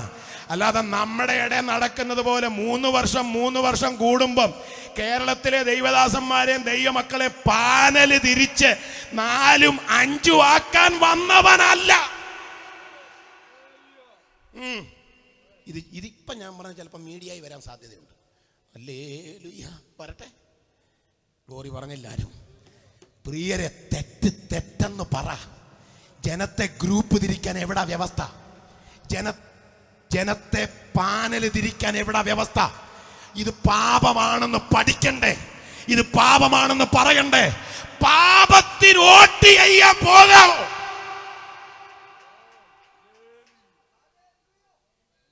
പാപത്തെ പ്രോത്സാഹിപ്പിക്കുകയും പാനലിൽ വോട്ട് ചെയ്യാൻ പോകുകയും ചെയ്യുന്നവരിൽ പാപമുണ്ട്. ക്രൂശിൽ അവൻ ഇരുപക്ഷത്തെയും ഒന്നാക്കി. ക്രിസ്തുവിന്റെ സഭ ഒന്നാ. അതിനകത്ത് ജാതിയില്ല, അതിനകത്ത് വർണ്ണ വ്യത്യാസമില്ല. പണ്ഡിതനെന്നോ പാമരനെന്നോ ശകനെന്നോ ദാസനെന്നോ പണ്ഡിത പാമര ശകദാസ കുലഭേദമന്യേ നാം ക്രിസ്തുവിൽ ഒന്ന്. ഹല്ലേലൂയ. മോഹത്തിനും അധികാരമോഹത്തിനും രണ്ടർത്ഥമൊന്നുമല്ല. മോഹം എല്ലാം പാപം ആണോ? അങ്ങനെയാണെങ്കിൽ അധികാരമോഹവും അതെന്താ പാപമെന്ന് പറയാത്തെ? അധികാരമോഹം എന്തുകൊണ്ട് പാപമാണെന്ന് പഠിപ്പിക്കുന്നില്ല? അപ്പൊ പാപത്തിനല്ലേ നമ്മൾ വോട്ട് ചെയ്യുന്നത്? സ്തോത്രം പറയുന്നില്ല ആരും. അത് പാപമല്ലേ? അതാ എന്റെ ചോദ്യം. പാപത്തിനല്ലേ വോട്ട് ചെയ്യുന്നത്? മോഹമെല്ലാം പാപമാ പ്രിയരെ. എനിക്ക് തോന്നുന്നു 2 വർഷം, ഞാൻ ഇന്ന് ഭാവിച്ചാണ് ഞാൻ പറഞ്ഞു, 2 വർഷം മുമ്പ് ഞാനൊരു വലിയ യോഗത്തിൽ ആ ആശയം പറഞ്ഞതിൻ്റെ പേരിലുള്ള അവഗണന ഇന്നും എന്നോടുള്ള ബന്ധത്തിൽ അവസാനിച്ചിട്ടില്ല. ഞാനതിൽ ദുഃഖിതനൊന്നുമല്ല. ഞാൻ പറഞ്ഞ വാചകം മറ്റൊന്നുമല്ല. മോഹം ഗർഭം ധരിച്ച് സെക്രട്ടറിയെ പ്രസവിക്കുന്നെന്ന് ബൈബിളിലില്ല. മോഹം ഗർഭം ധരിച്ചാൽ പ്രസവിക്കുന്നത് പാപത്തെ തന്നെയാണ്. ഹല്ലേലൂയ. ദൈവസഭ ഉണർത്തപ്പെടണമെങ്കിൽ, കേരളക്കരയിലെ വിശുദ്ധന്മാരുടെ ഇടയിൽ ഒരു അന്ത്യകാല ഉണർവ് വെളിപ്പെടണമെങ്കിൽ ഈ പാപത്തോട് സഭ വിട പറയണം. ഇതിനോട് ബൈ പറയണം. മനസ്സുണ്ടോ? ആർക്ക് പറ്റും? ആർക്ക് പറ്റും? നമ്മൾ ആരെയാ ഭയപ്പെടുന്നത്? വിശുദ്ധനായ കർത്താവിനെ ഭയപ്പെടുക. ആമേൻ. ഏലിയാവിനെ പോലുള്ളവർ മേടിച്ചു തിന്നും കാക്കയുടെ കയ്യിൽ നിന്ന് അപ്പം. എനിക്ക് അങ്ങനെയുള്ള ഉപദേശിമാരെ ഭയങ്കര ഇഷ്ടമാണ്. ഒരു ചാടയില്ല, എന്നാ കിട്ടിയാലും തിന്നും. കാക്കയാണോ കൊണ്ടത്? എന്നാലും ദൈവം അയക്കുക. ഈ ഏലിയാവിനെ സരപ്തയിൽ പോറ്റിയത് കാക്കയെ കൊണ്ടല്ല, വിധവയെ കൊണ്ടാ. ഈ ഏലിയാവിനെ മരുഭൂമിയിൽ പോറ്റിയത് കാക്കയെ കൊണ്ടും വിധവയെ കൊണ്ടുമല്ല, ദൂതനെ കൊണ്ടാ. അപ്പൊ ഒരാളെ ദൈവം നടത്തുന്ന മാർഗങ്ങൾ കണ്ടോ? ഒരു മാർഗമാണോ ദൈവത്തിന്? അതാ ഞാൻ പറഞ്ഞത്. ഒരു മനുഷ്യനെ ശാരീരികമായും ഭൗതികമായും മാനിക്കാനും അവനെ ഉയർത്താനും ഒരു മാർഗമല്ല ഉള്ളത്, ഒന്നിലധികം മാർഗങ്ങൾ ഉണ്ട്. ഇനി ഒരു ചിന്ത കൂടെ പറഞ്ഞിട്ട് എന്റെ സന്ദേശത്തിന്റെ ഉപസംഹാരത്തിലേക്ക് ഞാൻ വരിക. ശ്രദ്ധിച്ചേ. ഈ ശൗലിന്റെ മേൽ ദുരാത്മാവ് വന്നപ്പോ ആ ദുരാത്മാവ് എങ്ങനെ വിട്ടുപോയെ? ആര് ശാസിച്ചില്ലേ? ആര് പൾസിച്ചു? എന്റെ ചോദ്യം, ആര് പൾസിച്ചു? നമുക്ക് ആ ഒറ്റ ട്രിക്കേ ഉള്ളേ. നമ്മുടെ ആ ഒറ്റ ട്രിക്കേ ഉള്ളൂ, അല്ലേ? ഒരൊറ്റ ട്രിക്കേ ഉള്ളൂ. പക്ഷേ ശൗലിന്റെ ദുരാത്മാവ് എങ്ങനെ വിട്ടുപോയെ? അഭിഷേകമുള്ള, എനിക്കറിയത്തില്ല എന്നാ അഭിഷേകം, അല്ലേ?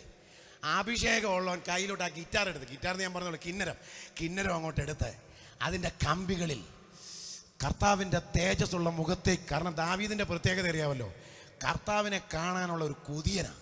അത് എഴുതിയില്ലേ? യഹോവേ, നിന്റെ മനോഹരത്വം കാണാനും നിന്റെ ആലയത്തിൽ പാർക്കാനും. അതാ എൻ്റെ ആഗ്രഹവും എൻ്റെ പ്രാർത്ഥനയും. തമ്പുരാൻ്റെ മനോഹര രൂപം മനോമുകുരത്തിൽ കണ്ടുകൊണ്ട് ആ കിന്നരത്തിൻ്റെ കമ്പികളിൽ ആത്മാവിൽ ഒരു ഗീതം ആലപിച്ചപ്പോൾ ശൗലിൻ്റെ മേൽ നിന്ന് ദുരാത്മാവ് വിട്ടുപോയെന്ന്. അപ്പൊ ദുരാത്മാവ് വിട്ടുപോകാനും മാർഗങ്ങളുണ്ടോ ബൈബിളിൽ? യെസ്. ദുരാത്മാവിനെ പുറത്താക്കാനും നമ്മൾ ചിന്തിക്കാത്ത മാർഗങ്ങൾ ബൈബിളിൽ പറഞ്ഞിട്ടുണ്ട്. അതുകൊണ്ട് ഞാൻ ആവർത്തിക്കുന്നു, മനുഷ്യന്റെ ശാരീരികവും ഭൗതികവുമായ വിഷയങ്ങളുടെ വിടുതലിനും ഉയർച്ചയ്ക്കും പരിഹാരത്തിനുമായി മാർഗങ്ങൾ പലതുണ്ട്. ഞാൻ ഓർക്കുന്നു, ശുശ്രൂഷയുടെ ആരംഭകാലങ്ങളിലൊക്കെ ഞാൻ കണ്ടിട്ടുണ്ട് ദുരാത്മാവ് ഇളകി. ഞാൻ സത്യത്തിൽ ജിമ്മി പാസ്റ്ററൊക്കെ ചർച്ചിൽ ഒരുപാട് ആത്മാക്കൾ, ആ സഭ വളർന്നത് അങ്ങനെയാണ്. പിശാച് കെട്ടിയിട്ടിരിക്കുന്ന ആത്മാക്കൾ അവിടെ വന്നു കയറുന്നത്. ആ അഭിഷക്തൻ പട്ടിണി കിടന്ന് പ്രാർത്ഥിച്ച് ആ സഭയെ വളർത്തിയത് അറിയാം. അതൊക്കെ നേരിട്ട് ബോധ്യമുള്ള ആളാണ്. അവിടെ നടന്ന ഹ്രസ്വകാല ബൈബിൾ കോളേജിൽ നാളുകളോളം പഴന്തോട്ടം എറണാകുളത്ത് നിന്ന് വന്ന് വചനം പഠിപ്പിച്ചുകൊണ്ടിരുന്നൊരു ഉപദേശം എനിക്കതറിയാം. ഞാൻ പറഞ്ഞത്, നമ്മുടെ ഇടയിൽ ഉള്ള ഒരു രീതി എന്ന് പറഞ്ഞാൽ ശാസിക്കുക, പൽസിക്കുക, പുറത്താക്കുക. പക്ഷെ ആ മാർഗം മാത്രമാണോ ബൈബിളിൽ? അതാ ഞാൻ പറഞ്ഞത്. കിന്നരം വായിച്ചാലും ദുരാത്മാവ് പോവും. ഇന്ന് വട്ടം ചവിട്ടി പോകാവോ എന്ന് ചോദിക്കുക. സത്യം പറഞ്ഞാൽ ഈ പുള്ളി എങ്ങോട്ട് പോവും? വീട് പൂട്ടി താക്കോല് ചിലപ്പം വീട്ടുകാരിയുടെ കയ്യിലായിരിക്കും. യോഗത്തിനിടയ്ക്ക് പോകാവോ എന്ന് ചോദിച്ചാൽ പുള്ളി പോയി പുറത്ത് നിൽക്കണ്ടെന്ന്. ചിലരെ എന്ത് പെടാപ്പാടാപ്പെടുത്തുന്നേ, പാടുപെട്ടിട്ട് പോന്നോ അതുമില്ല. എനിക്ക് മനസ്സിലായി ഇപ്പോഴത്തെ ദുരാത്മാവിൻ്റെ പ്രത്യേകത. ആള് ഭയങ്കര ഡീസൻ്റാ. ഇവർക്കറിയാം ഇളകിയ തല്ല് മേടിക്കുമെന്നറിയാം. അതുകൊണ്ട് ശാന്തമായിരുന്ന് കൈയടിച്ചേച്ച് യോഗത്തിന് പങ്കെടുത്തേച്ച് വീട്ടിൽ പോവുക. ഇളകിയാൽ എല്ലാരും ശാസിക്കും, നമ്മൾ വിടുവോ? അടുത്തോട്ട് എല്ലാം പറ്റിയിട്ടില്ലെങ്കിൽ തെങ്ങിനെ നോക്കിയെങ്കിലും വിട്ടുപോകാൻ പറയും. നമ്മുടെ രക്തത്തിൽ കിടക്കുന്നൊരു സാധനം അതാ. ഇന്നാളിൽ ഒരാൾ പറയുന്നത് കേട്ടു, വ്യാപരിച്ചു പോരാടുന്ന പോരുകളും അതിൻ്റെ അടവുകളും അതിൻ്റെ വാതികെട്ടുകളും അതിൻ്റെ വെല്ലുവിളികളും അതിൻ്റെ ചില വെച്ചുകെട്ടലുകളും. എന്നാ മലയാളം വന്ന ഇത്? അല്ല, ഞാൻ ചോദിക്കട്ടെ, പിശാചിന്റെ പ്രവർത്തികളെ ഇങ്ങനെ വർണ്ണിക്കാവോ? നമ്മുടെ വിളി എന്തിനാ? പിശാചിന്റെ പ്രവൃത്തിയെ വർണ്ണിക്കാനാണോ നിന്നെ വിളിച്ചത്? ഈ മലയാളം കൊണ്ട് ഈ പഞ്ചായത്തിൽ കാണരുത്, ജില്ല വിട്ടുപോക്കോ, അതാ നല്ലത്. കഴിഞ്ഞ ഇടയ്ക്ക് ഒരാൾ പറഞ്ഞെന്ന് പറയുന്നത് കേട്ടു, ചെറുകുഴലിനിടയിൽ വൻകുഴലിന് മുകളിലായി ചൊറിച്ചിലിട്ട് പോരാടുന്നു. അവിടൊക്കെ കയറി ചൊറിയാന്ന് പറഞ്ഞാല് പിന്നെ ഇത് വേറെ പ്രത്യേകിച്ച് ഇതിനകത്തൊരു സൈക്കോളജി ഉണ്ട്. ഈ ചെറുകുടലിനിടയിലെ കാര്യം നമുക്ക് പോലും അറിയത്തില്ലല്ലോ. അപ്പോൾ ഒരാൾ പറയുമ്പോൾ നമ്മളതങ്ങ് വിശ്വസിക്കും. അല്ലയോ അന്നേരത്തിന്, കാരണം അന്നേരം ഒരു ചൊറിച്ചിൽ തോന്നുക നമുക്ക്. ദേ, ഇങ്ങനെയുള്ളവരാരെങ്കിലും ഉണ്ടെങ്കിൽ അവരുടെ ചെവി പറയണം, ജില്ല വിട്ടുപോക്കോ, അതാ നല്ലത്. കാരണം ഇവിടെ നിങ്ങളെപ്പോലുള്ളവർക്ക് പറ്റിയ മണ്ണല്ല. ഹല്ലേലൂയ. മാർഗങ്ങളുണ്ട്. പണ്ടൊരു ഇങ്ങനെയുള്ള ശുശ്രൂഷ ചെയ്യുന്ന ഒരാൾ പറഞ്ഞെന്ന് ഞാൻ കേട്ടിട്ടുണ്ട്. ഉള്ളതാണോന്ന് എനിക്കറിയത്തില്ല. VA തോമസ് സാർ ഞങ്ങൾക്ക് ഒരാഴ്ച ക്ലാസ് എടുത്ത് നിത്യതയിൽ വിശ്രമിക്കുന്നു. ഒരുപക്ഷെ ജോയ് പാസ്റ്ററൊക്കെ അറിയായിരിക്കും. പണ്ട് കേരളക്കര ഇളക്കി മറിച്ച പ്രസംഗകനാ, ഷാരോൺ ഫെലോഷിപ്പ് ചർച്ചിലെ അനുഗ്രഹീതനായ ഒരു അഭിഷക്തൻ. അദ്ദേഹം ക്ലാസ് എടുത്തപ്പോൾ പറഞ്ഞത്, ഒരാൾ ഭൂതത്തെ ഇറക്കുക, 9 മണിയായിട്ടും ദുരാത്മാവ് പോകുന്നില്ല, 9:15. അപ്പോൾ ഈ പുള്ളിക്ക് ശുശ്രൂഷ കഴിഞ്ഞ് പോകേണ്ടത് ചാക്കോച്ചൻ എന്ന് പറഞ്ഞൊരു ആളിൻ്റെ വീടിൻ്റെ വാതിൽക്ക് കൂടെ പോകേണ്ടത്. അപ്പോൾ ഈ ചാക്കോച്ചാൻ്റെ വീട്ടിലൊരു പട്ടിയുണ്ട്. ആ പട്ടിയെ 9:30 അഴിച്ചു വിടും. അഴിച്ചു വിട്ട് കഴിഞ്ഞാൽ പിന്നെ അതിലെ ആർക്കും പോകാൻ പറ്റത്തില്ല. ഇദ്ദേഹത്തിന് അതിലെയാ പോകേണ്ട, വേറെ വഴിയില്ല. 9:15 ദുരാത്മാവ് പോകുന്നില്ല. അപ്പോൾ ഈ ശുശ്രൂഷ ചെയ്യുന്ന ആളിൻ്റെ മനസ്സിൽ കയറി വരുന്നത് മുഴുവൻ ചാക്കോച്ചാൻ്റെ പട്ടിയാണ്. കാരണം ഇത് പട്ടിയെ അഴിച്ചു വിട്ടാൽ പുള്ളിക്ക് അതിലെ പോകാനത്. ഒടുവിലൊരു 9:25 ഈ ദുരാത്മാവിനോട് പുള്ളി പറഞ്ഞെന്ന്, യേശുവിൻ്റെ നാമത്തിൽ ചാക്കോച്ചാൻ്റെ പട്ടിയെ അഴിച്ചു വിടുന്നതിന് മുമ്പ് വിട്ടുപോകാൻ. എന്ത് ഗതികേടാ അല്ലേ? ഞാൻ പറയും, നമുക്കിങ്ങനെയൊക്കെയുള്ള മാർഗങ്ങളേ ഉള്ളൂ. പ്രിയരെ, ഒരു പച്ച മനുഷ്യന്റെ ശാരീരികവും ഭൗതികവുമായ ഉന്നമനത്തിനും ഉദ്ധാരണത്തിനും വിടുതലിനും വ്യത്യസ്ത മാർഗങ്ങളുണ്ട്. ആ മാർഗങ്ങൾ ദൈവം തന്നെ ആവിഷ്കരിച്ചിട്ടുണ്ട്. എന്നാൽ എന്റെ സന്ദേശത്തിന്റെ പ്രസക്ത ഭാഗത്തേക്ക് ഞാൻ വരുന്നു. എന്നാൽ മനുഷ്യന്റെ ഏറ്റവും വലിയ പ്രശ്നം രോഗമല്ല, കടഭാരമല്ല, ദുരാത്മബാധയല്ല. മനുഷ്യന്റെ ഏറ്റവും വലിയ പ്രശ്നം അവന്റെ നിത്യതയെ തടയുന്ന പാപമാണ്. രോഗശാന്തി നിത്യതയ്ക്ക് തടസ്സമല്ല. തെളിവ്, പൗലോസ് മരിച്ചത് രോഗിയായിട്ടാണ് അല്ലേ? ശരീരത്തിൽ രോഗം മാറാൻ ആ ഉപദേശി പലവട്ടം പ്രാർത്ഥിച്ചപ്പോഴൊക്കെ കർത്താവ് കൊടുത്ത മറുപടി എന്താ? എൻ്റെ കൃപ നിനക്ക് മതി. എന്താ അതിൻ്റെ അർത്ഥം? ഞാൻ ചോദിക്കട്ടെ, രോഗശാന്തിക്ക് വേണ്ടി പ്രാർത്ഥിച്ച പൗലോസിനോട് കൃപ മതി എന്ന് കർത്താവ് പറയാൻ കാര്യം എന്നാ? രോഗശാന്തിയേക്കാൾ വലുതേതാ? കൃപയാ.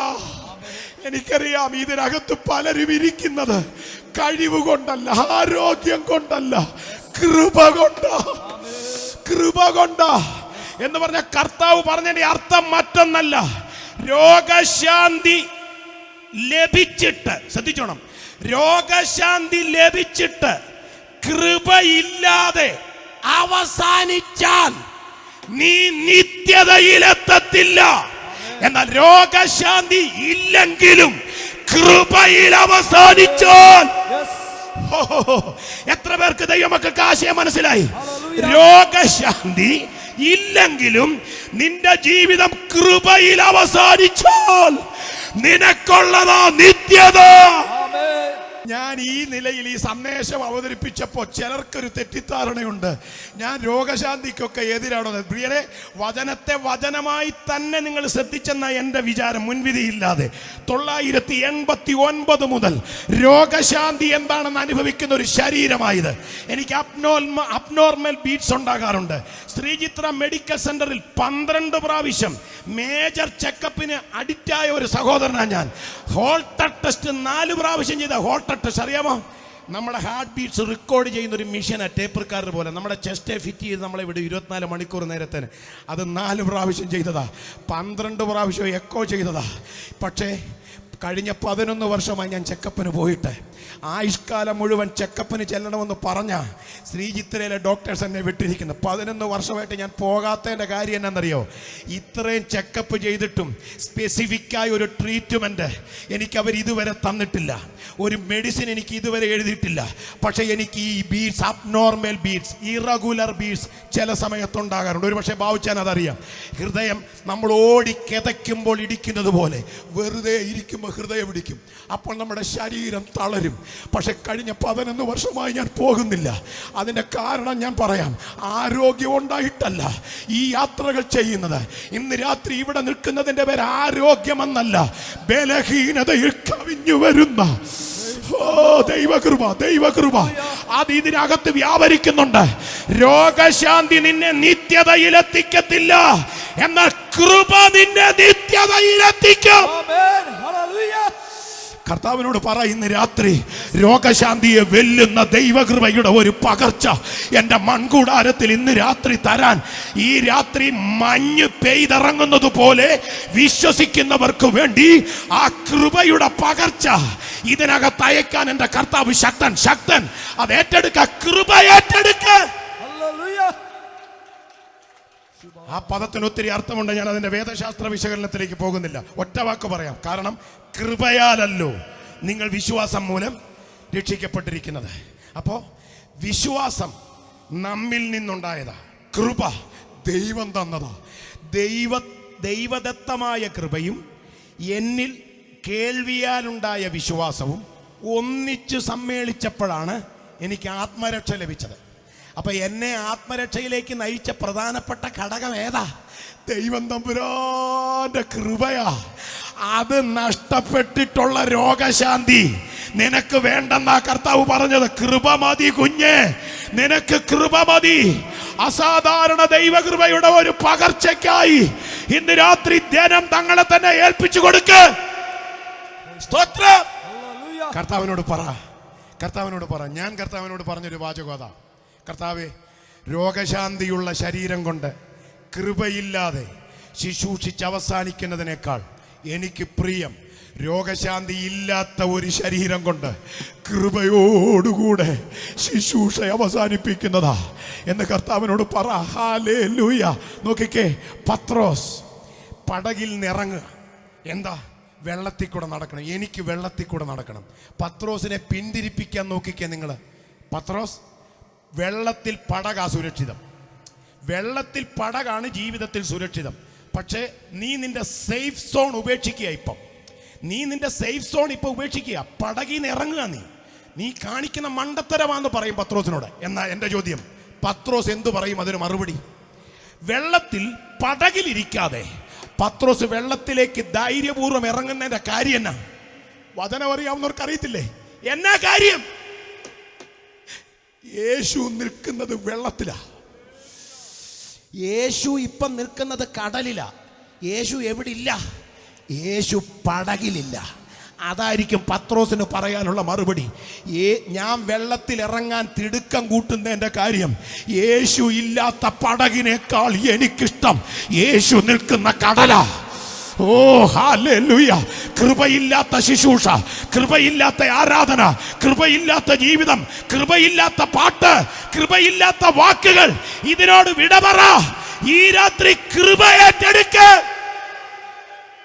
സ്തോത്രം. അപ്പോ രോഗശാന്തി നമ്മെ നിത്യതയിലെത്തിക്കില്ല. രോഗം നിത്യതയ്ക്ക് തടസ്സമല്ല. അതുകൊണ്ടെന്താ അതിന്റെ പ്രത്യേകത? ഇവിടെ ഇരിക്കുന്ന എല്ലാവരെയും ഒന്ന് പരീക്ഷിച്ച് നോക്ക്. ഒരു ചെറിയ രോഗമെങ്കിലും ആർക്കെങ്കിലും കാണും. കാരണം രോഗവിമുക്തമായ ഒരു ശരീരം ഈ ലോകത്തിൽ കർത്താവ് നമുക്ക് വാഗ്ദാനം ചെയ്തിട്ടില്ല പ്രിയരെ. നമ്മുടെ ശരീരത്തെ കുറിച്ച് എന്താ എഴുതിയിരിക്കുന്നത്? താഴ്ചയുള്ള ഈ ശരീരം. അപ്പൊ ഈ ശരീരത്തിന് താഴ്ചയുണ്ട്. പക്ഷേ രോഗവിമുക്തമായ ശരീരം വാഗ്ദാനം ചെയ്തിട്ടില്ലെങ്കിലും പാപവിമുക്തമായ ശരീരം വാഗ്ദാനം ചെയ്തിട്ടുണ്ട്. ഇല്ലേ? അതുകൊണ്ടല്ലേ അവൻ വിശുദ്ധന്മാരെ ചേർക്കാൻ വരുന്നത്. നിന്റെ ശരീരത്തിൽ രോഗമുണ്ടെങ്കിലും നിന്നിൽ പാപമില്ലെങ്കിൽ, നീ പാപശാന്തി പ്രാപിച്ചെങ്കിൽ നിനക്കുള്ളതാ സ്വർഗം. വാക്ക് ചുരുക്കി പറയട്ടെ, തെളിവുകളിലേക്ക് പോകാതെ, മനുഷ്യന്റെ ഏറ്റവും വലിയ പ്രശ്നം പാപമാണ്. അപ്പോ ആ ഏറ്റവും വലിയ പ്രശ്നമായ പാപത്തിന് എന്റെ ചോദ്യം, ദൈവം എത്ര മാർഗം വെച്ചിട്ടുണ്ട്? അതാ സുവിശേഷം. അതാ സുവിശേഷം. ഏറ്റവും വലിയ പ്രശ്നം പാപമാണെങ്കിൽ, സ്വർഗത്തെ തടയുന്നത് പാപമാണെങ്കിൽ, നിത്യതയെ തടയുന്നത് മനുഷ്യന്റെ പാപമാണെങ്കിൽ, ഏറ്റവും വലിയ പ്രശ്നത്തിന് ഒരൊറ്റ മാർഗമേ പരിഹാരമായി ദൈവം വെച്ചിട്ടുള്ളൂ. അല്ലേ? കർത്താവായ യേശു ക്രിസ്തുവിൽ വിശ്വസിക്ക, എന്നാൽ നീ നിന്റെ കുടുംബം രക്ഷ പ്രാപിക്കും. ഞാൻ ചോദിക്കട്ടെ, യേശു എന്തിനാ ഭൂമിയിൽ വന്നത്? മത്തായി 1 എന്താ എഴുതിയിരിക്കുന്നത്? അവൻ തന്റെ ജനത്തെ അവരുടെ പാപങ്ങളിൽ നിന്ന് രക്ഷിപ്പാനിരിക്ക കൊണ്ട് അവൻ യേശു എന്ന് പേരിടണം. യേശുവിന് യേശു എന്ന് പേരിടാൻ ദൈവം നിർദ്ദേശിച്ചതിന് ഒരു കാരണമേ ഉള്ളൂ. ഒറ്റ കാരണമേ ഉള്ളൂ. എന്താ കാരണം? പാപങ്ങളിൽ നിന്ന് ജനത്തെ അവൻ രക്ഷിക്കുന്നു. പൗലോസ് എഴുതിയ സുവിശേഷം എന്നാ? പൗലോസ് എഴുതി വെച്ച സുവിശേഷം, ക്രിസ്തുയേശു പാപികളെ രക്ഷിപ്പാൻ ലോകത്തിൽ വന്നു എന്നുള്ളത് വിശ്വാസ്യവും എല്ലാവരും അംഗീകരിപ്പാൻ യോഗ്യവുമായ വചനം തന്നെ. അപ്പം വിശ്വാസയോഗ്യമായ വചനം എന്ന് പറഞ്ഞിരിക്കുന്നത്, അംഗീകാരയോഗ്യമായ വചനം എന്ന് പറഞ്ഞിരിക്കുന്നത് ഏത് വചനമാ? ക്രിസ്തുയേശു പാപികളെ രക്ഷിക്കുന്നു എന്നുള്ളതാണ്. അതുകൊണ്ട് ഒലവക്കോട് ദേശത്ത് ഈ ശബ്ദപരിധിയിൽ ആത്മശാന്തിക്ക് വേണ്ടി അലയുന്നവരോട്, പാപശാന്തിയുടെ ഒരു സീസൺ ആണല്ലോ ഇത്, അല്ലേ? പാപശാന്തിയുടെ ഒരു സീസണായത്. അതിന്റെ ഏറ്റവും വലിയ തെളിവ് ഞാൻ പറയാം. വടക്കേ ഇന്ത്യൻ സംസ്ഥാനങ്ങളിൽ നിന്ന് നമ്മുടെ കൊച്ചു കേരളത്തിലേക്ക് ഈ സീസണിൽ ആളുകൾ വണ്ടി വാടകയ്ക്കെടുത്ത് വരുന്നത് രോഗസൗഖ്യത്തിനാണോ? ഓൾ ഇന്ത്യ മെഡിക്കൽ സയൻസ് പോലെയുള്ള വലിയ വലിയ ഹോസ്പിറ്റലുകൾ അവിടെയുണ്ട്. അവരാരും കേരളത്തിൽ വരുന്നത് രോഗശാന്തി തേടിയല്ല, പാപശാന്തി തേടിയ, ആത്മശാന്തി തേടിയ. അതുകൊണ്ട് തന്നെ ഈ തലമുറയിൽ, ഈ സീസണിൽ ഈ സുവിശേഷത്തിന്റെ പ്രസക്തി വളരെയാ. നമുക്ക് ഒലവക്കോട് ദേശത്തോട് വിളിച്ചു പറയാം, നീ 1 കിലോമീറ്റർ നടക്കണ്ട, നീ 1 കിലോമീറ്റർ വണ്ടിയിൽ പോകണ്ട, നീ 1 രൂപ മുടക്കണ്ട. 1900 വർഷങ്ങൾക്ക് മുൻപ്, അല്ല 2018 വർഷങ്ങൾക്ക് മുൻപ് കാൽവറിയുടെ ഗിരിത്തളത്തിൽ മനുഷ്യവർഗത്തിന്റെ പാപമോചനത്തിനായി മരണം ആസ്വദിച്ച യേശുവിൽ നീ വിശ്വസിച്ചാൽ, വിശ്വസിക്കുന്ന മാത്രയിൽ നിനക്ക് പാപമോചനമാ. ഇന്ന് രാത്രി ആ യേശുവിനെ ഞങ്ങൾ ഈ പന്തലിൽ ഉയർത്തട്ടെ. ഞങ്ങളുടെ കൺവെൻഷന്റെ ഈ രാത്രി ആ യേശുവിനെ ഞങ്ങൾ ഈ പന്തലിൽ ഉയർത്തട്ടെ. 5 നയാ പൈസയുടെ ചെലവില്ലാതെ വിശ്വാസത്താൽ പാപമോചനം പ്രാപിച്ച ദൈവമക്കൾ അധരങ്ങൾ തുറന്ന് ആരാധനയോടെ എഴുന്നേറ്റ് നിന്നാട്ടെ.